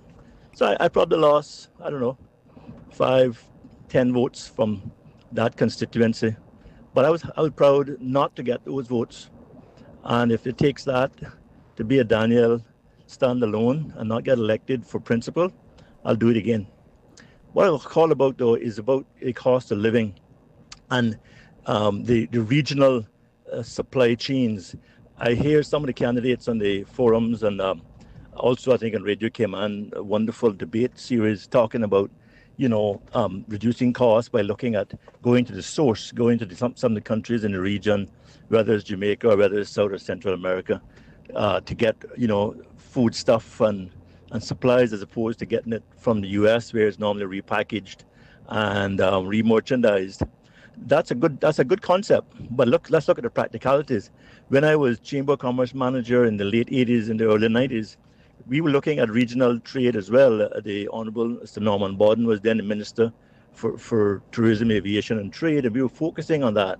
We brought a trade mission in here from Costa Rica around about 1990 or so, and we had a trade show at the then Grand Pavilion Conference Center. What a wonderful display of furniture, electronics, fruits and vegetables, and catalogs of stuff, all kind of stuff that they could do at beautiful prices. But those prices were the prices at the source. When you add on shipping, freight duty, insurance, spoilage and all that, that's where it adds up. And then Cayman being a small market, not within a major shipping lane, you really couldn't have the economies of scale to bring produce like that or merchandise from those countries because the shipping costs would be uneconomical because of the laws of supply and demand and economies of scale. So it's a good concept, but it's going to take a lot of work and there's many issues to deal with in the supply chain. And also the second thing is that people want to get a markup. When you then look at the price gouging and markups that people want to put on all those low price products, before you know it, you're back up to tremendous high prices on the shelf. So you have that issue. The other issue around costs and about looking regionally is on housing. When I was with the Ministry of Community Development in the mid to late 90s, when I was working with the minister at that time, Mr. McKeever Bush, we went to Honduras, San Pedro Sula, and we looked at a product there for low-cost housing with Mr. Antonio Hawkins and others. A beautiful, beautiful project. It was low-cost housing, but it was really, high value, attractive, strong, and the price per house was about $45,000 US. That was the cost of the house. It was a pre-engineered house, right? But it's really, really good. Culturally sound and sensitive and everything. But again, so you add on the price of the land to that. But again, when you add on the profit that people wanted to make, it wasn't Mr. Antonio, it was other people that were looking at adding on. Before you know it, you had a product that could cost you $65,000, $70,000 was costing $150,000. So again, the whole issue of price gouging and looking at consumer protection and fair pricing is an important element of that. So I just want to leave those thoughts and have a good day and enjoy. Bye. Okay, I want to thank that caller for that as well. And before we go to the call, I just want to say that people are talking about having experience, people with experience in our parliament, those who bring something to the table that could possibly move into ministerial roles or parliamentary secretaries.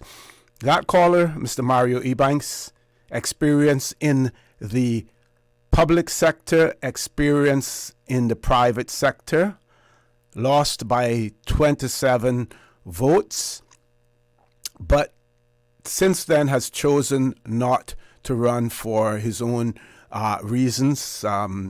He has made promises to his family that if he was unsuccessful at that time, that he wouldn't run again. I personally felt that when you come so close by 27 votes, that means you have a little bit more work to do, work on it for 4 years, and you return again. But he chose not to, and we have to respect his feelings as well. But again, some of you may feel different, but that's talent that has been lost that could have been in our parliament and possibly serve in a ministerial role as well. My views, folks. Let's grab the phone lines, the caller on the phone line. Caller, good morning. Welcome to For the Record. Good morning, Miss Dorsey. Good morning, Cayman Islands. Good morning, ma'am. How are you? Yeah, you got a very important topic again, as usual. Thank you. I want to congratulate.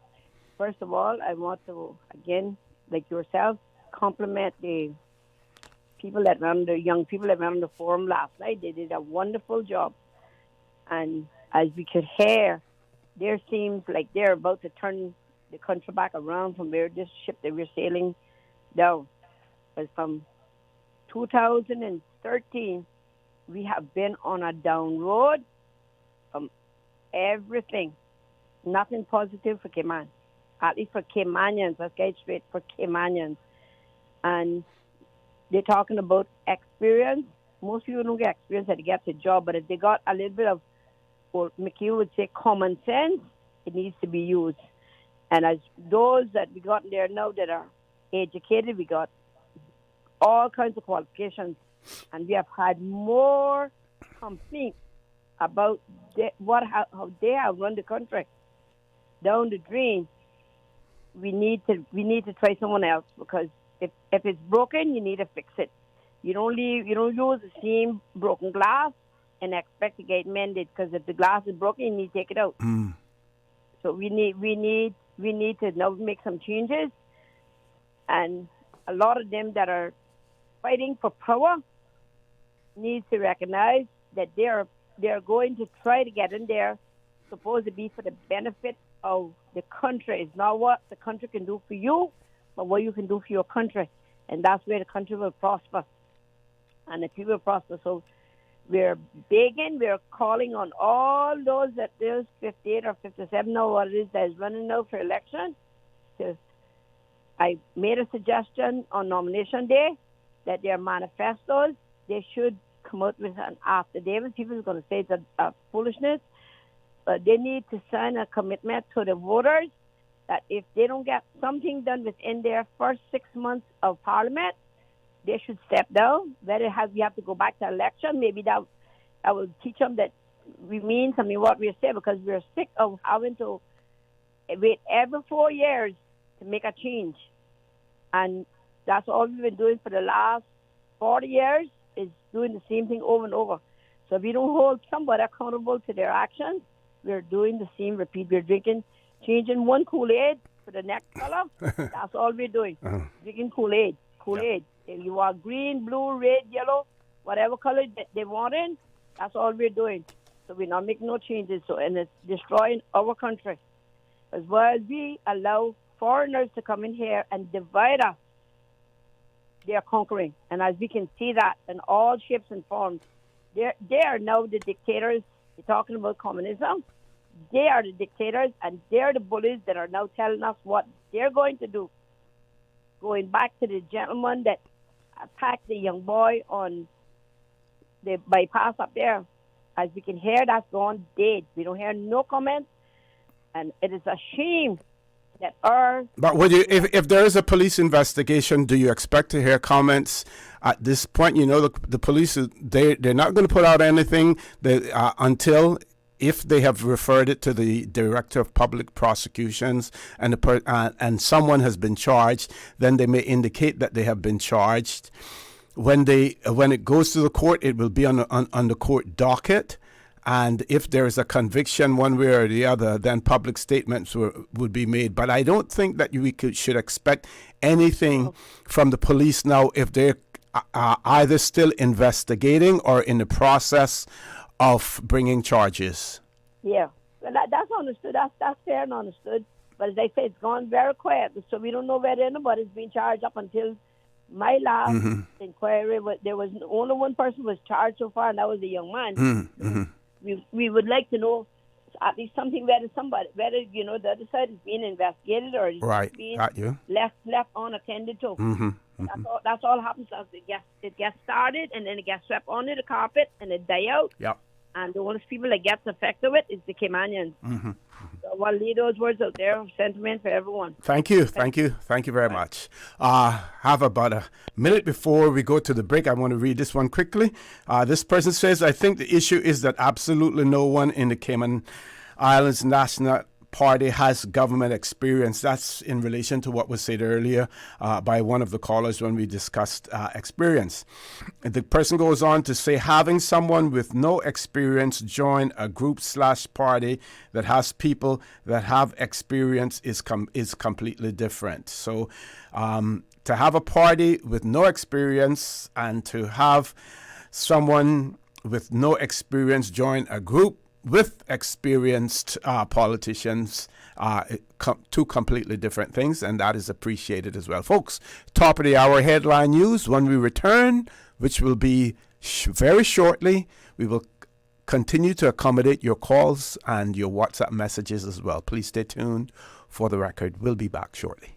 If they are talking about us, living in your head rent-free all this time, we must be relevant. Radio Cayman since 1976. From Radio Cayman's newsroom, this is Headlines. Local, regional, international news. The Headline News is brought to you by Kirk Market and Health Services Authority.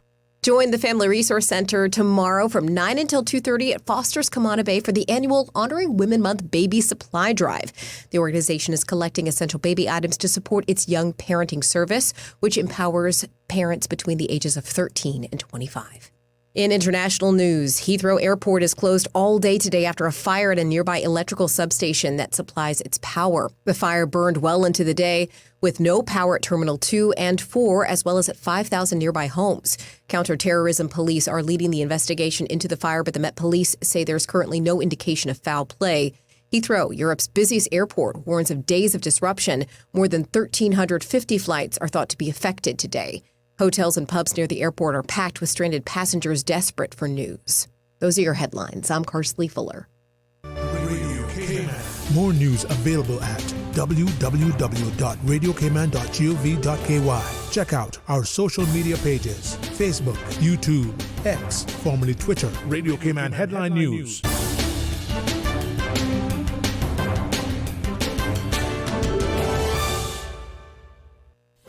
Do you have a healthcare question but not sure who to ask? Contact HSA's Patient Call Center to speak to one of our experienced clinical team members. We are here to answer your questions and help guide you through your healthcare journey. Need to make an appointment? Our team can help. Contact HSA at 949-8600 or email info@hsa.ky. At HSA, we are committed to caring for you.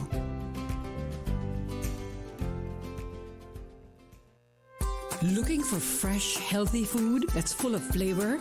Then you've got to visit Kirk Market. Our dishes are made with fresh, high-quality ingredients. Enjoy vibrant mixed greens or satisfying pasta salads. Or try one of our delicious grill options like blackened chicken, spicy beef steak, or grilled salmon. Looking for something light and flavorful? We've got sushi rolls and poke bowls prepared daily.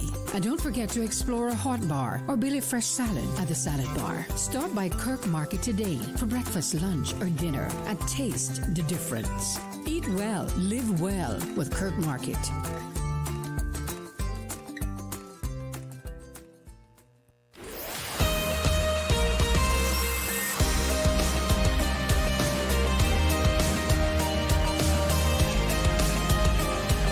For the Record with Orrett Connor. Good morning and welcome back to For the Record.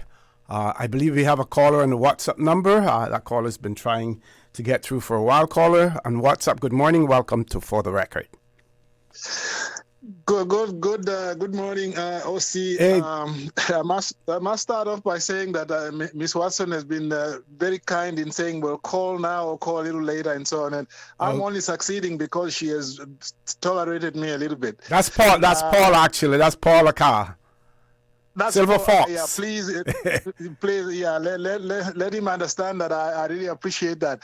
The other thing is that because our times now are a little bit different, I was assuming that you are ending at 10 o'clock. Now, exactly. So that's the other issue. OC, I've been watching the debates. The election time in Cayman is one of what I used to enjoy, really, to go out there and to listen and participate in the activities. Mm-hmm. And I think what the people have been talking about, your callers, is very, very important. Huh? Mm-hmm. This issue, for example, about experience, I think you've already covered it. Everybody starts off somewhere. What are the problems that young people are experiencing when they come back from study? They come to Cayman, they are told, oh, no, you don't have experience. And what is the response of the public? The public is saying, well, but unless you give them a chance, how do they get the experience? And yet when they want to talk about politics, they say, oh, no, but we want people who are experienced. No. I think what one of the parties is doing is good, which is to say we want to combine experience with fresh blood. Mm-hmm. You see, some of the issues that I'm finding, OC, are that talking about experience. I don't want to mention a particular political party because I might sound overly political. There's one party which is saying, well, we have the experience. But it was experience to do what? At the moment, the most important thing in this election, there are other things like the environment and the cost of living and so on. All those things are important.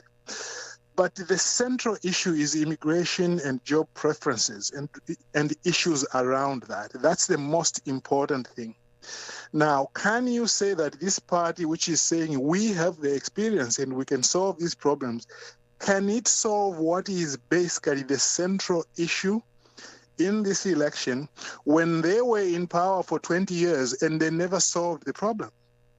And more than that, remember that this is the same party which ran out the Honorable Makiva Bush out of power in 2004 on basically a tide of discontent over the mass grants. Okay, they came in, they said, well, Makiva Bush and his cabinet, they have sold off the country and so on and so forth. Fine. They came in essentially, in my view, on that issue alone, more or less. And then what did they do when they came in?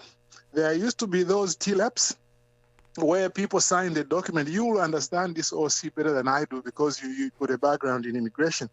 I think they were supposed to, they used to sign a document to say they will be on work permits, but they will never apply for permanent residency. That was proposed. That was proposed, but never put into effect. It was never put into effect. No. Huh? No. Okay. Very well. And yet, they also, in other words, I mean, when the PPM came in, basically they never changed anything fundamentally in relation to the election. Okay.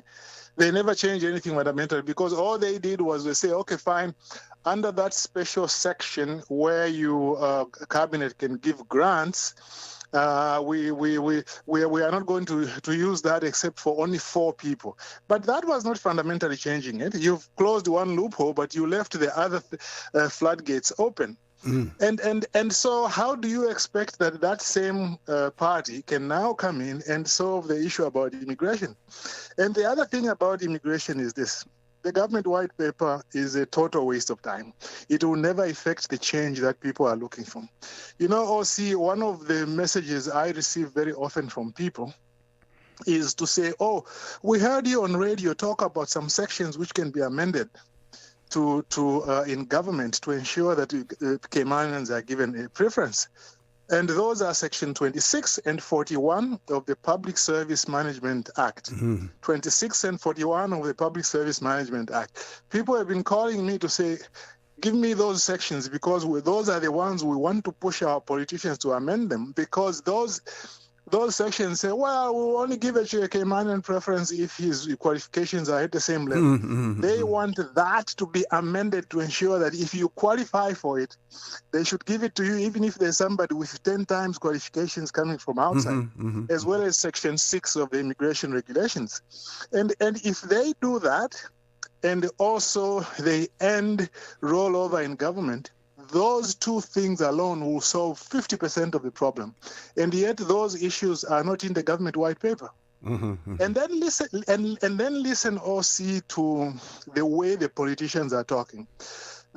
Most of them who are running, except maybe Roston Anglin and Raul Gonzalez, except for those 2, because those 2 have clearly said, put a moratorium on status grants, and then let's review it. Those 2, I know there might be others, but those are the 2 I remember. Okay. But the majority of them are just talking, generally speaking. They are saying, well, you know what?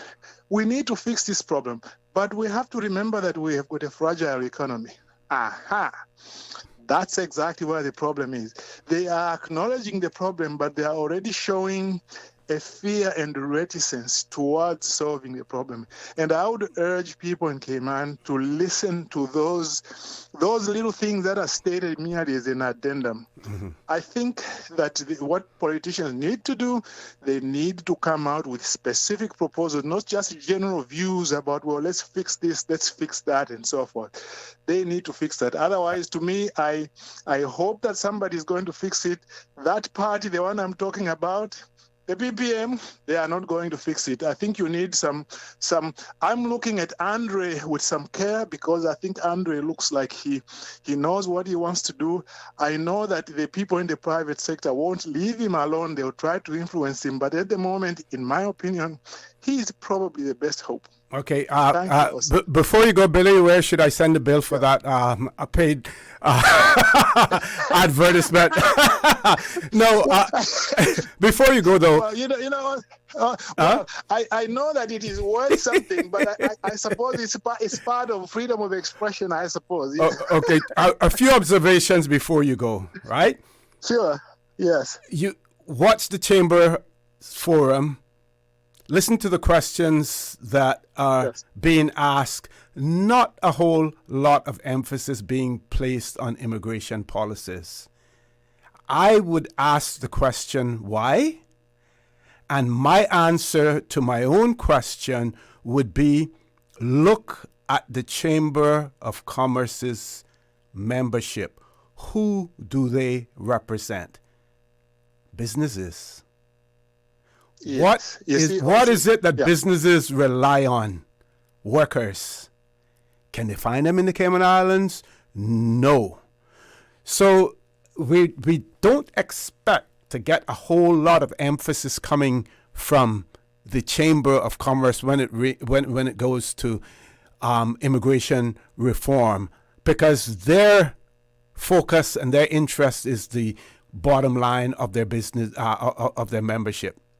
That's number one. Number two, any political party that is in power and has been voted out of power for whatever reason, you would hope that they would have learned from their mistakes. And if given the opportunity, again, they know what people's expectations are. Now, personally, I don't believe, well, we had candidates, we had members of parliament who were prepared to make bold steps as far as immigration is concerned and protecting Caymanians. They were silenced in one way or the other. They were silenced. Whether or not they were silenced for those reasons, I don't know. But they were silenced, right? I don't see anyone out there now, either group or party, who is going to be willing to upset the apple cart. And you don't necessarily have to upset the apple cart. What you say is, listen, we are in the Cayman Islands. We are Caymanians. Caymanians come first. We do realize that we have to have workers in the Cayman Islands, and we're going to allow that to happen. Businesses, we're not going to allow you to go under because you can't get workers. But the terms and conditions of those workers who are coming here will be not to bring them here on the premise that you're going to be allowed to stay here forever and be allowed to obtain citizenship. And you create that balance. If they can't understand that and they don't want to accept the fact that Caymanians must come first and that we're not a receiving country because of our small size and the sensitivities that are associated with that, then too bad. But unless either or all of those parties are prepared to take that approach to it, believe you me, it is not going to happen. I've been, involved in immigration for years and years and years. I know, and I'm going to, beat my own drum now. I know what is needed.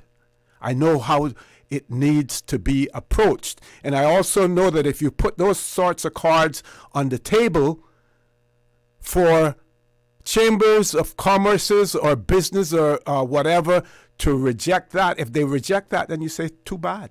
I have put a fair offer on the table for you. Look at Europe. Look at the United Kingdom.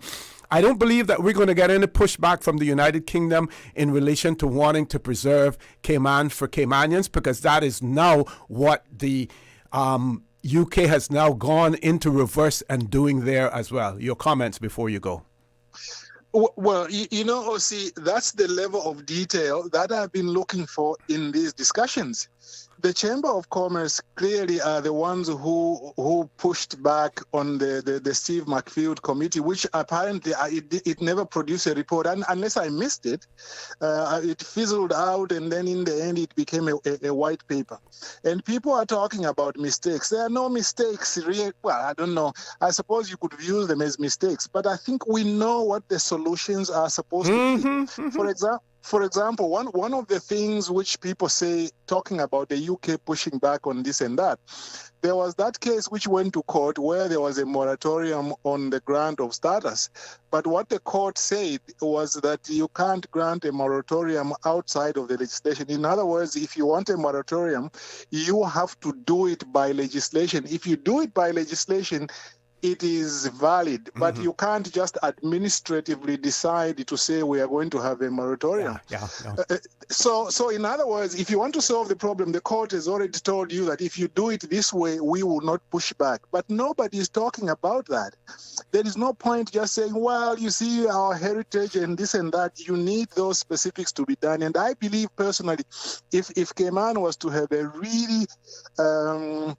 really strong immigration policy, I agree with you, the UK wouldn't push back. And even if they try to push back, then Cayman must be ready to fight that legal fight all the way to the European Court of Human Rights if they have to.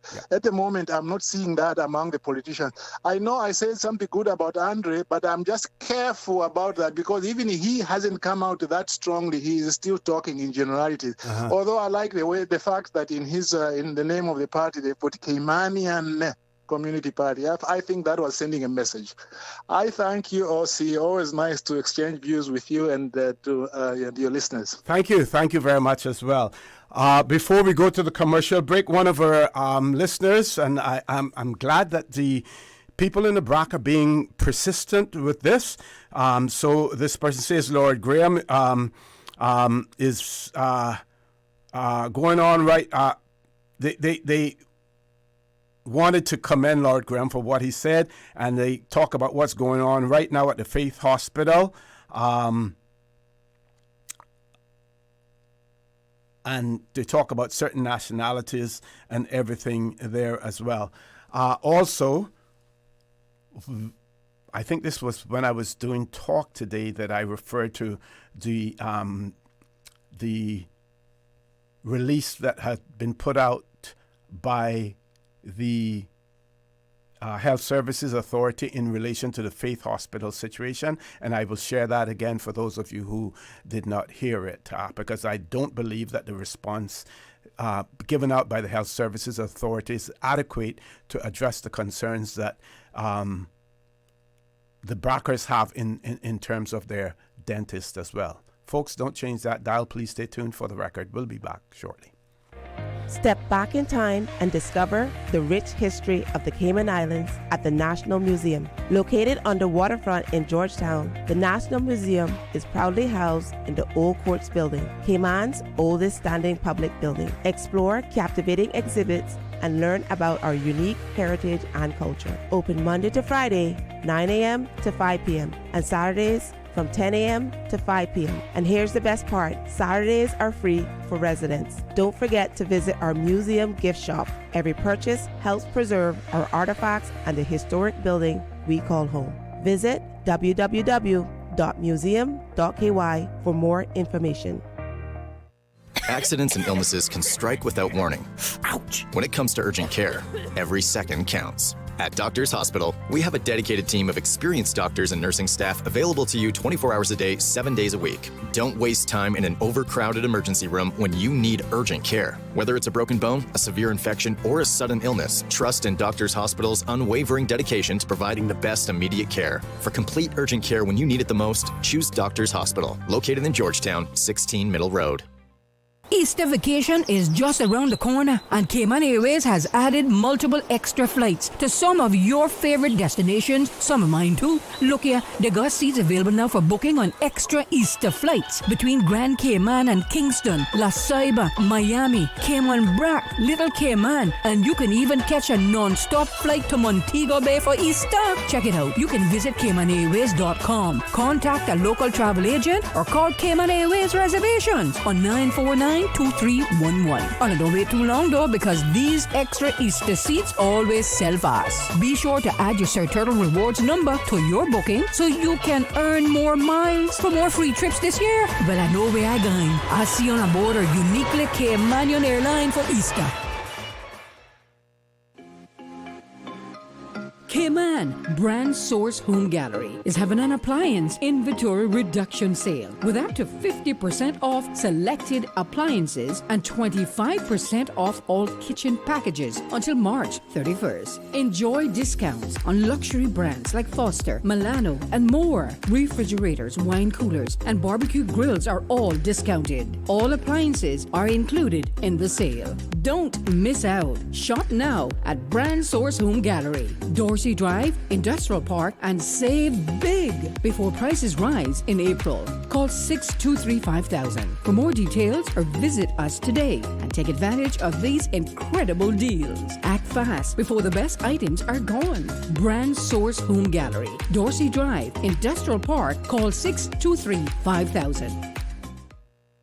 Tune in every Monday through Friday at 12 p.m. for Radio Cayman's Midday Newscast. Radio Cayman, the People's Station, your trusted official source for the latest news. The 12 p.m. news is proudly brought to you by Health City Cayman Islands. World-class healthcare within your reach.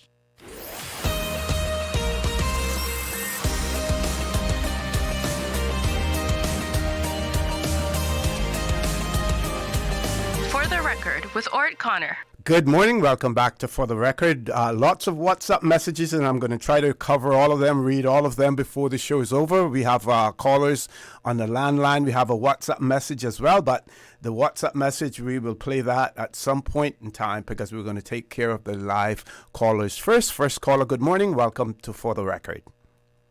Good morning, OC. Good morning. Good morning. How are you? I'm blessed. Another wonderful day above the ground, and I'm very thankful. But Good. I'm a little bit ticked off. Okay. Because, you know, it seems to me like we don't quite understand, or I should say my generation don't quite understand, that we have to give the young people an opportunity to prove themselves, especially the party that got all the young people in it with no experience. Mm-hmm. Look at all of those that have experience. Look at the mess that they have made over the years.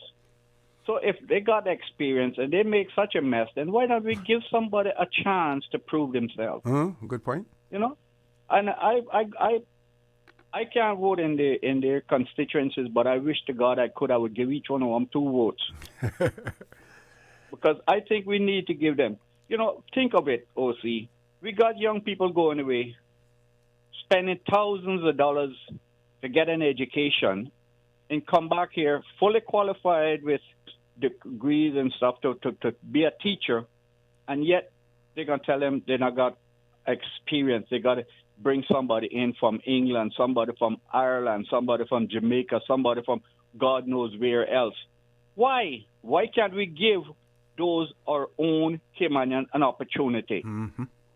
It's really a pain. Now, the next thing that I want to blast about is the senior citizens. I'm a senior citizen, and it hasn't happened to me because I have insurance. I know of people, senior citizens, who their family take them to the hospital, to the outpatient area there at the Georgetown Hospital, 7:30 in the morning. And they sit there till 4 o'clock in the evening and still didn't see the doctor. Wow. And people come in with their debit cards and their credit cards and their this and their that and go right through and see the doctor. Bullshit. I don't believe in it. I don't accept it. And honest to God, if I could start a revolution about it, I would. Because that is wrong. We, the older people, is the one who built this country for them little fancy tail people to come in and enjoy it. And it's wrong, man. I mean, we need to do something. And we had a legislation for years that have done nothing. Mm-hmm. Remember that there's a private member's motion about, free medical for school-age children as well as our elderly. Hopefully that will be put into place. But it will be a stain on this country if we neglect our elders, and as a result of that, we find that they're not getting the proper medical care that they need. Well, I give Justin kudos for his idea, him and the PPM. But PPM has proved themselves never to be successful in nothing yet, to suit anything, right? We still got major problems with the road. It is so stupid to look at the Hurley's roundabout. They should put a stoplight there like they have at Smith Road. Smith Road one works good. It's beautiful. Move that all roundabout and put some stoplights there. You need to come up through South Sound Road one evening and see the traffic lineup go down there, trying to get a chance to come out. No, if you have a stoplight there, it would stop the traffic coming from east, give the traffic coming from south a chance to cross. Mm-hmm. Just like how they have at Smith Road and the new, Confusion Junction there. That stoplight works beautiful. Mm-hmm.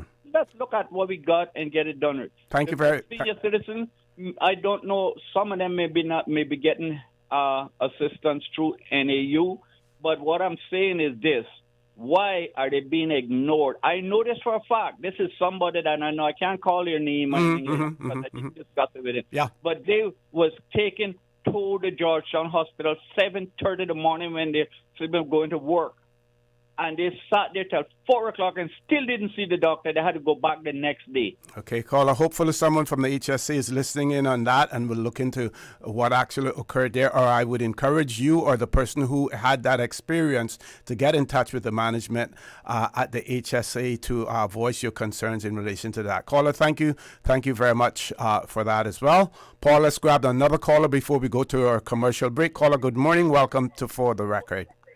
Good morning. Caller, we're getting an echo. If you're on the speakerphone or if you have a radio in the background, you want to turn it down, please. No, I'm saying sorry. I had to call you back. Okay. But, you got a voicemail or an email or a text after I said what I had to say earlier. Okay. And it was saying that having a party that you got certain amount of people that has experience that got other beginners coming in that they want it. It's fine if they want to take them under their umbrella, okay? There's not an issue with that. But my issue is, should they be entitled to the same salary that I am getting that been there for 8 or 12 years? I mean, how do you justify that? You just come on the job, you knows nothing about it, but you're under Sir Lord, this and the other one umbrella, and you can collect the same wages that I'm collecting. That's not how it works. If you are a beginner or a trainee, you start from the bottom and you work your way up from a salary standpoint. And that's how it always works. But it seems like you can go there, have no knowledge whatsoever, but because you're under Sir this one and Sir that one umbrella, that puts you entitled. I mean, you know. You're talking about a parliament? Sorry? Are you talking about in the parliament?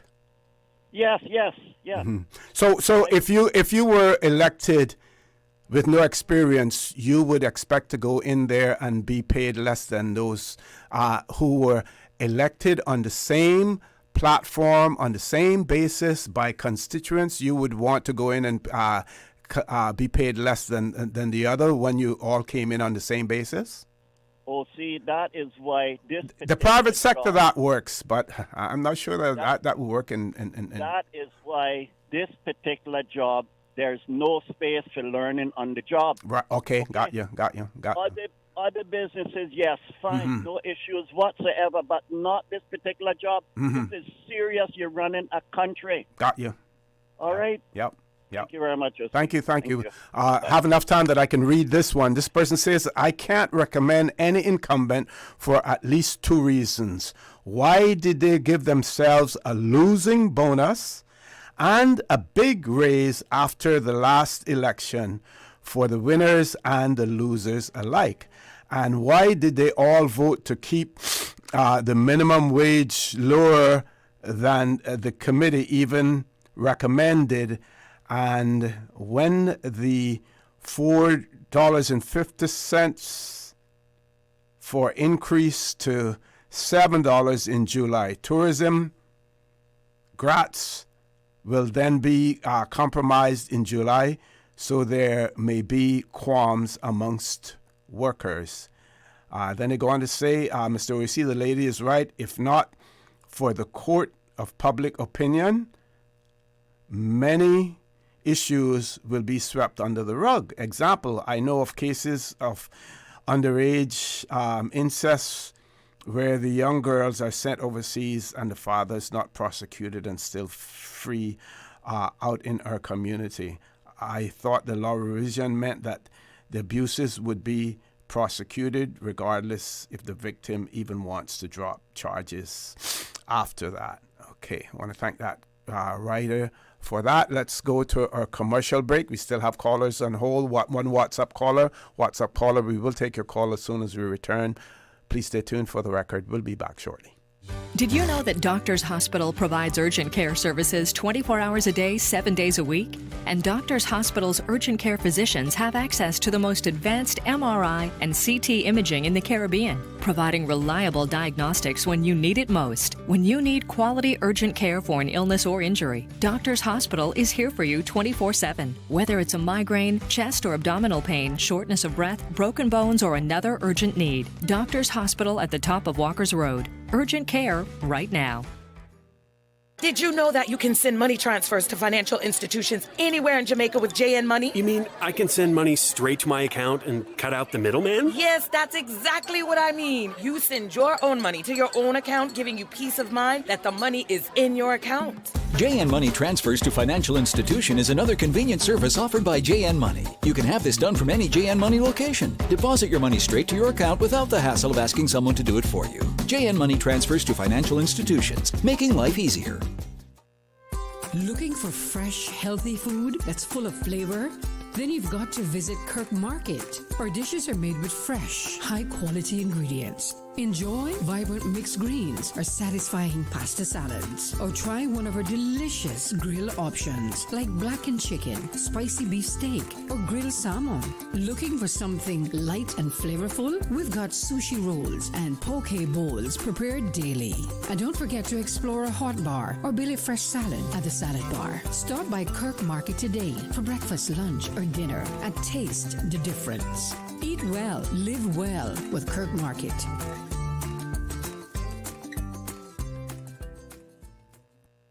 My mom's a superhero. She always knows what to do when I feel icky. Yesterday, we went to West Bay Pharmacy, and they had everything she needed. Medicine, my favorite band-aids with dinosaurs, and even flavored vitamins. Mom says they keep our family healthy.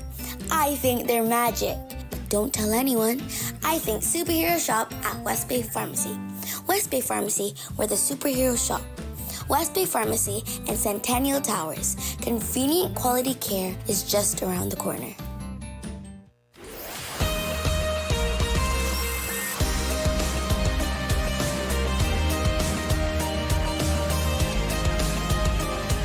For the Record with Orrett Connor.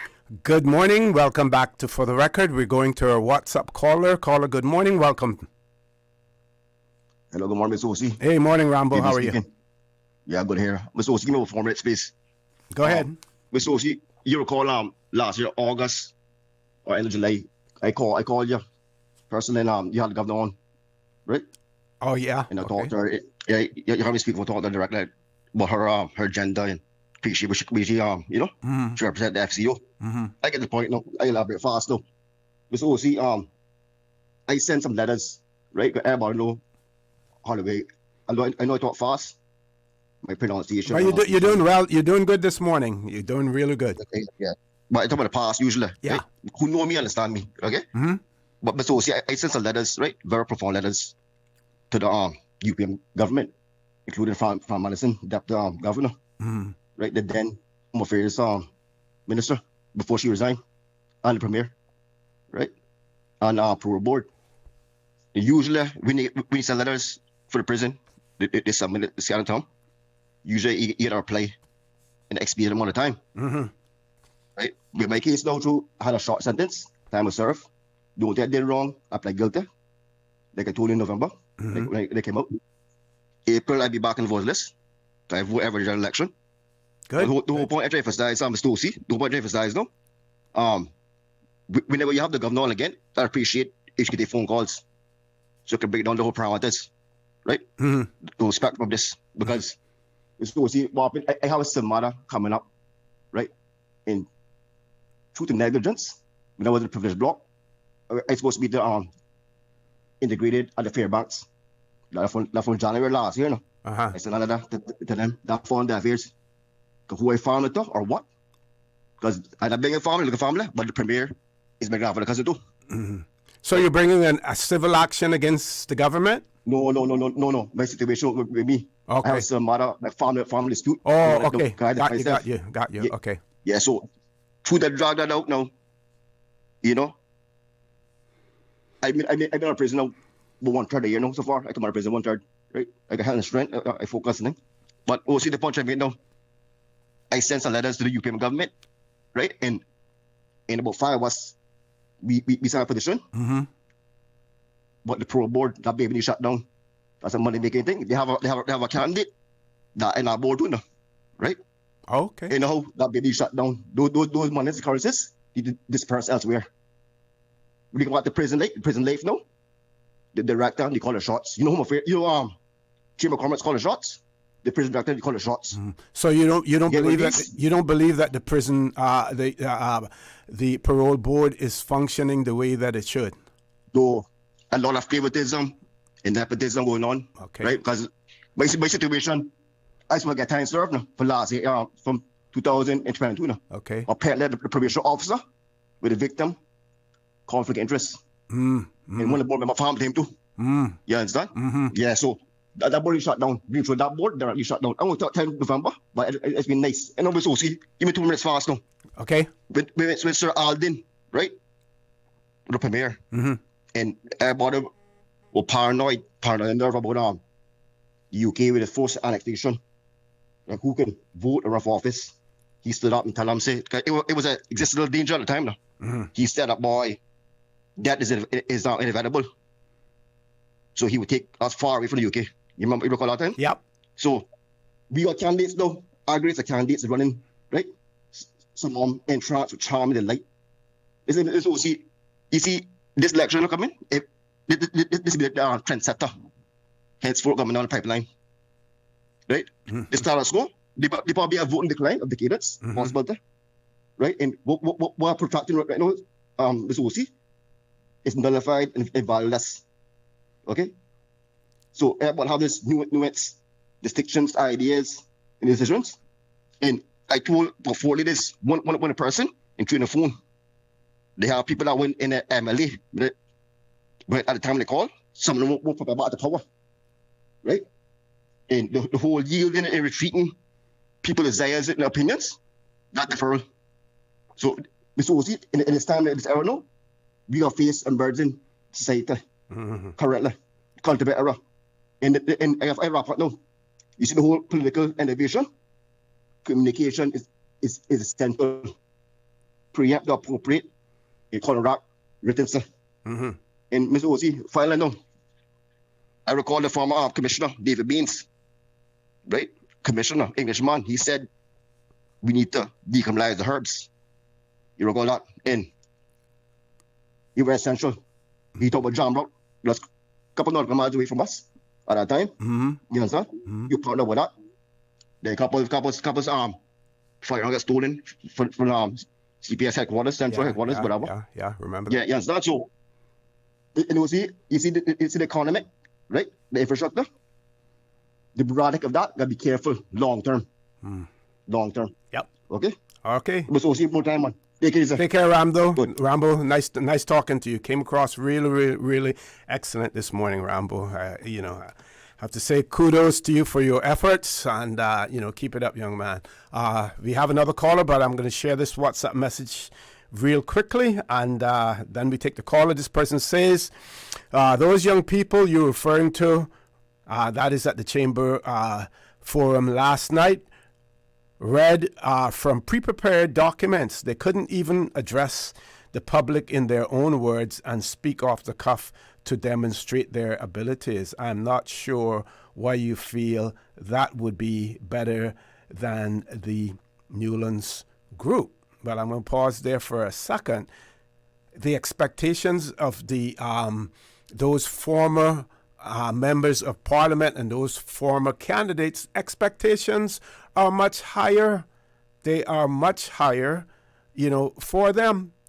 Want to know when you watched if you watched the forum with the Newlands group, and I shared these comments with a person on WhatsApp during the forum. There were 12 questions. There were 3 candidates. The moderators, when they asked the question of each individual, they asked, do you want me to repeat the question? And for 12 questions, 36 times, they said yes. The questions had to be repeated every time. There was one lawyer on there and one person who is training to be a lawyer. And I'm being quite blunt. I know them all, talk to them, consider them as friends, but I'm going to be critical as well. If you're the first caller, if you're the first person to take the first question, then you don't have time to do what I'm going to suggest. But after that, you're the second caller. Take notes. Write down what the question was all about, and short notes or words in terms of what you're going to respond to. They didn't do that. They had to ask the question 3 times, 12 questions, 36 times. So that's a comparison. Let's compare that to those at least who came prepared, so that if they couldn't speak in front of the cameras directly and, ad lib, then they at least had something written down at the end of the day. So the writer goes on to say, on the same token, Heather, who has lots of experience, also read answers from pre-prepared. The question that needs to be considered are any of these candidates capable of competent. If we have to depend on or select 19 of them to take on ministries, that's the question we need to decide. And the person says apologies for the long message, but no need to apologize. It was important for you to get your points across. I want to thank them for that. Let's grab the caller. Caller, good morning. Welcome to For the Record. Hello, good morning, OC. Good morning, good morning. How are you? I am blessed. How are you? I'm fine, thank you. Yes, sir. I'm just debating on the gentleman that called about the elders. OC, I think he is very much correct because some of the elderly are treated unfairly. I see a lady in West Bay. She may complain, and she was saying she's 69 years old, and she was getting a little thing from the government. Mm-hmm. I don't know what happened, sir. She have children, yes, OC, but none of those children are not here to help. So she can't do anything. She have to be asking people for favors and food and all whatever. It's not fair, man. And she work all her days in the Cayman Islands. Mm-hmm. And you say, is she getting she's not getting any assistance, you said? No, sir. The other day she went to the hospital and she didn't get doctors to look about her. She have to go home and all kind of things. So I didn't stop to listen everything. I went away because she was talking to plenty of us. And I have to go. So I leave her there. I don't know what happened. Mm-hmm. You know, I'm going to take some things to her this afternoon because she's really in need. I'm not going to ask for her name. What district is she in? District is West Bay, sir. Okay. What part of West Bay? North, South, Central?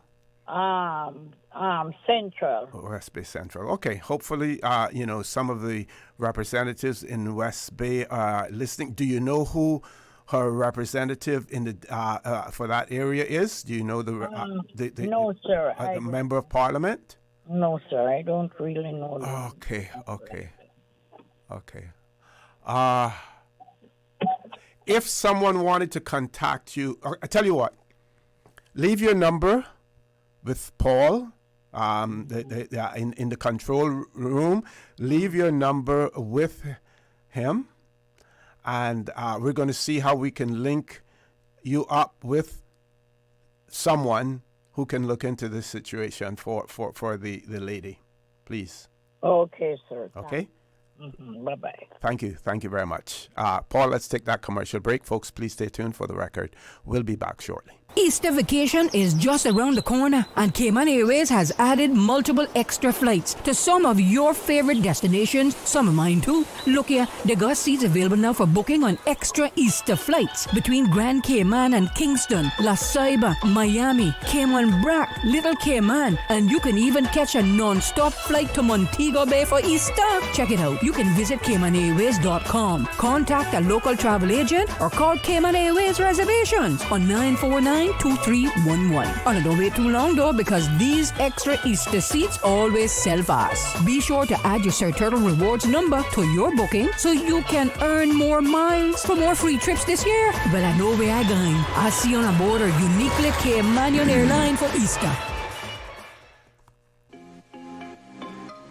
Cayman And Brand Source Home Gallery is having an appliance inventory reduction sale with up to 50% off selected appliances and 25% off all kitchen packages until March 31st. Enjoy discounts on luxury brands like Foster, Milano, and more. Refrigerators, wine coolers, and barbecue grills are all discounted. All appliances are included in the sale. Don't miss out. Shop now at Brand Source Home Gallery, Dorsey Drive, Industrial Park, and save big before prices rise in April. Call 623-5000 for more details or visit us today and take advantage of these incredible deals. Act fast before the best items are gone. Brand Source Home Gallery, Dorsey Drive, Industrial Park. Call 623-5000.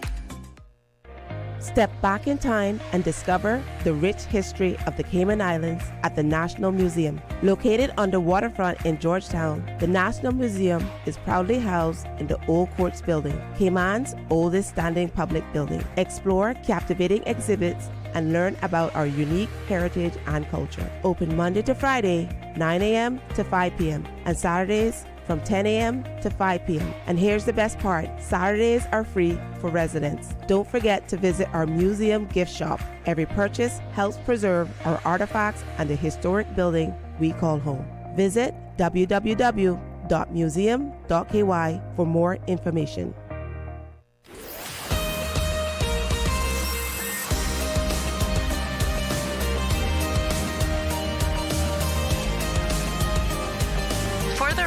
With Orrett Connor. Good morning and welcome back to For the Record. We're on the last leg of the show this morning, and if you're watching on YouTube, you can see that I am really very, very active this morning, raring to go, and you can probably hear it in my voice as well. Right now, I'm prepared to continue right on until talk today starts at 12:15. I have so much that I want to talk about, and we have so many calls and WhatsApp messages, as well. So, Paul, what are we going to do first? Which one? Take the live calls first, Paul? Where do you want to go first? WhatsApp or live? We're going to take the WhatsApp caller. We have the voice. Let's take the live calls and we can do the voice notes afterwards, so we don't have to hold them on the line too long. How about that? Caller on the landline, good morning. Welcome to For the Record. Hello, good morning, Mr. Connor. How are you doing? Good morning. I'm fine. How are you? Pretty good. Nice seeing you on Sunday. Yes, sir. Yes, sir. I saw you guys ride. It motivated me a bit. I might buy a bicycle. Okay. But when I heard those prices, boy, I drew back a bit. Very, very good conversation this morning. I was listening to you reading some of the WhatsApps, and I totally agree with you in regards to the debates and whatnot, and people reading off of these papers. And incumbents should be a little bit more passionate and should be well aware of some of these things, especially when the question is asked, and to an incumbent that is. I would feel that they would have more of a meaningful response than the newcomers, and a grasp of the situation of the situations. Yeah, I totally agree. And for the Newlands debate, as you mentioned, we had two people that spent 8 years in Parliament. 16 years collectively between the two. Mr. Gonzalez, obviously, he's ran in the last two previous elections, and this is his third. And certainly, he should be able to answer some of these questions as well, because he's been around politics for the last 2.5 terms. Right. So, but what I did realize is that one of the questions, and that's and I've watched your debates and their debates very carefully, and one of the questions in the Newlands debate was almost a paragraph long. Okay. And I tell you, I think that any expert would have had problems, and I'm just being fair, you know what I mean?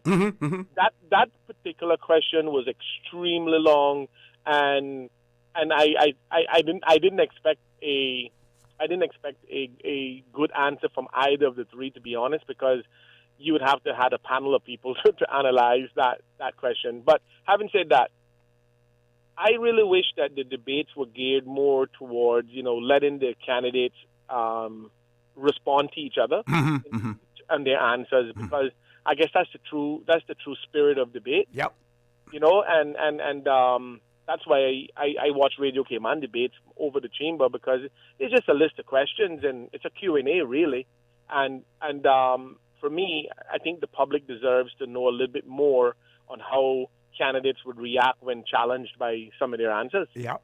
So, but I just thought I would call and share that. But yeah, the last night debate with Red Bay, everybody had a script, and it was disappointing, because even with the script, it didn't sound like they knew what they wanted to do passionately. Yeah. And that is not taking any shots at anybody. That's just me calling it how I see it. So, but thank you for having the conversation. Thank you very much. Thanks for sharing that as well. This person has written and said, I totally agree with Mr. Belika. What the PPM did with the teleps was so ridiculous. It was scaremongering at its best. Then they go on to say the chamber is the problem now, as they are not for getting the generational Caymanian jobs. The problem with most of these politicians is that most of them need the job, but so much. That is why they are not willing to make the hard decisions. And the person then goes on to say that is why I'm for the people that have had successful careers, don't need the money. In my opinion, we should give them a chance. Yes, if you are into politics because you have something that you want to offer and you're not looking for anything in return, and you have the skill sets, the aptitude, to be involved in politics, then that would be preferable. What do we have left, Paul? Just the WhatsApp? Okay, let's close off the landlines then for me, and let's go to the WhatsApp. Morning, Mr. Connor. I just want to address the caller, Mr. Ebanks. First of all, he's referring to stuff that happened 35 years ago.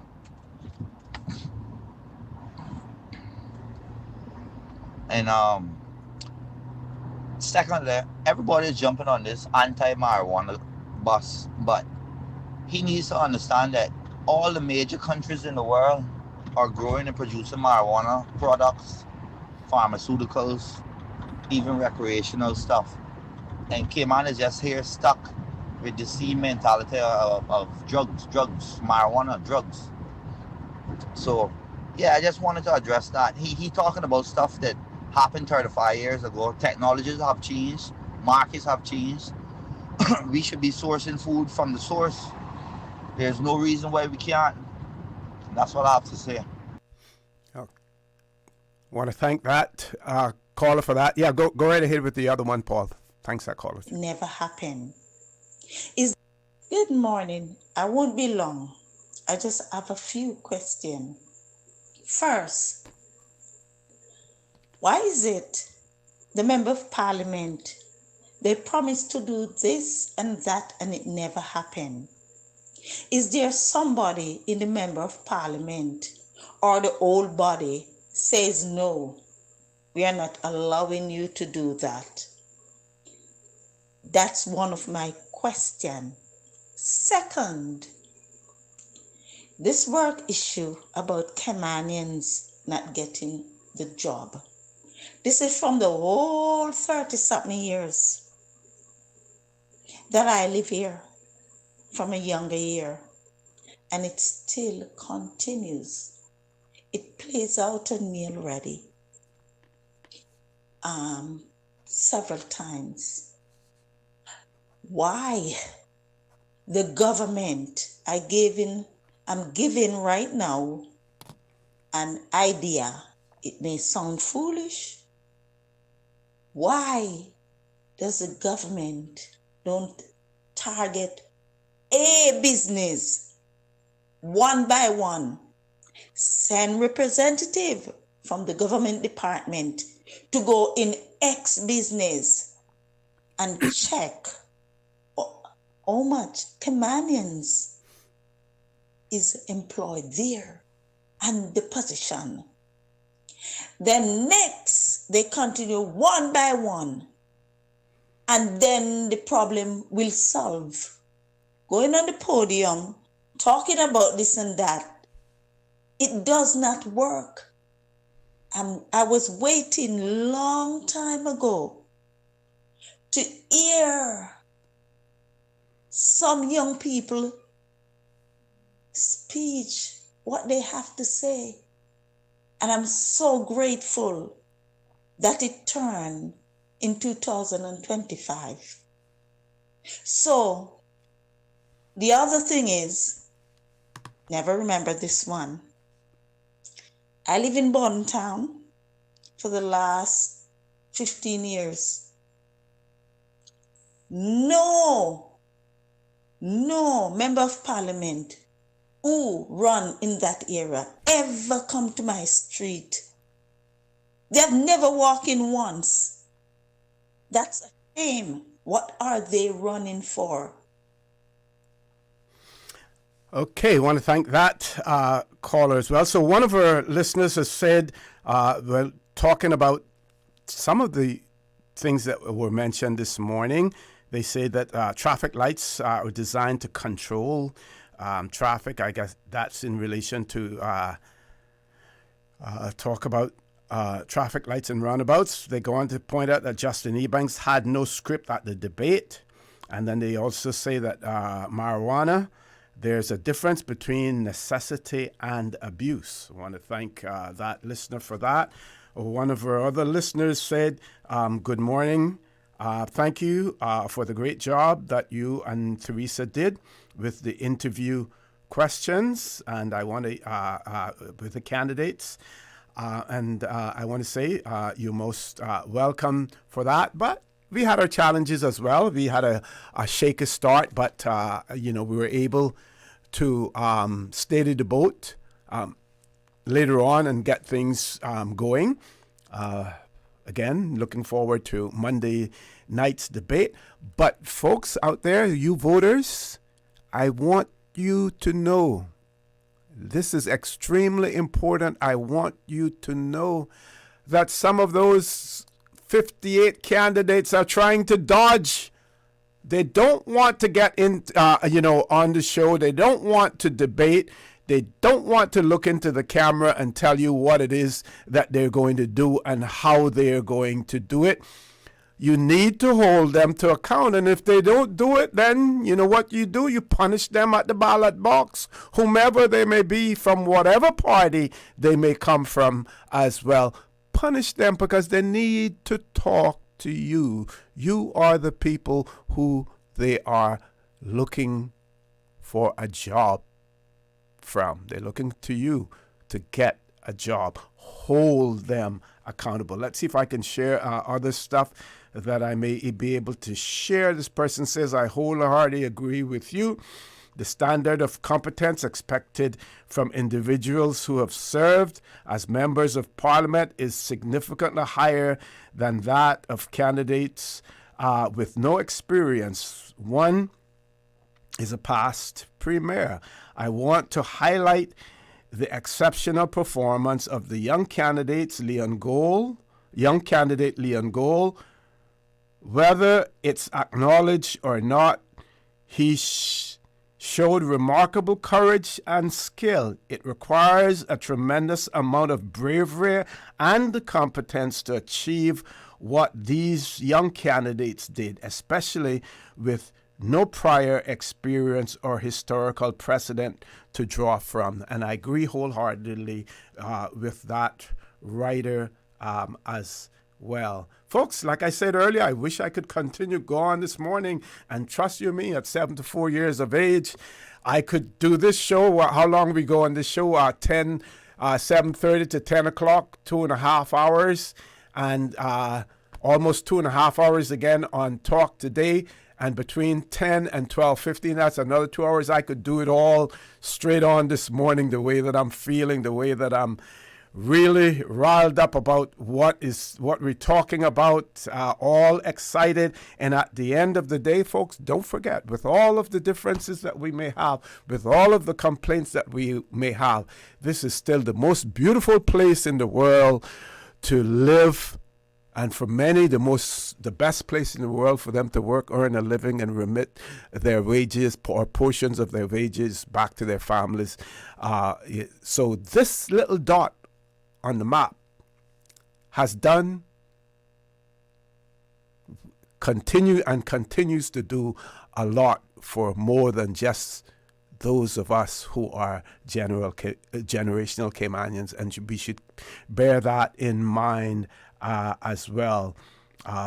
Folks, join me at 12:15 for Talk Today, and we ask the good Lord to continue to bless these three beautiful, wonderful Cayman Islands. And thanks, Paul, for accommodating us during this period of time. Did an excellent job in that control room as well. Thank you very much, folks.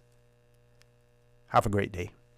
For the Record, proudly brought to you by Brand Source Home Gallery, inspiring luxury, and JN Money. From abroad to yard. Fast, affordable, convenient. Doctors Hospital. Peace of mind is important when life happens. Doctors Hospital, always there for you. Call 949-6066. And Cayman Airways. Call them on 949-2311 to book your nonstop flights to Los Angeles and Panama.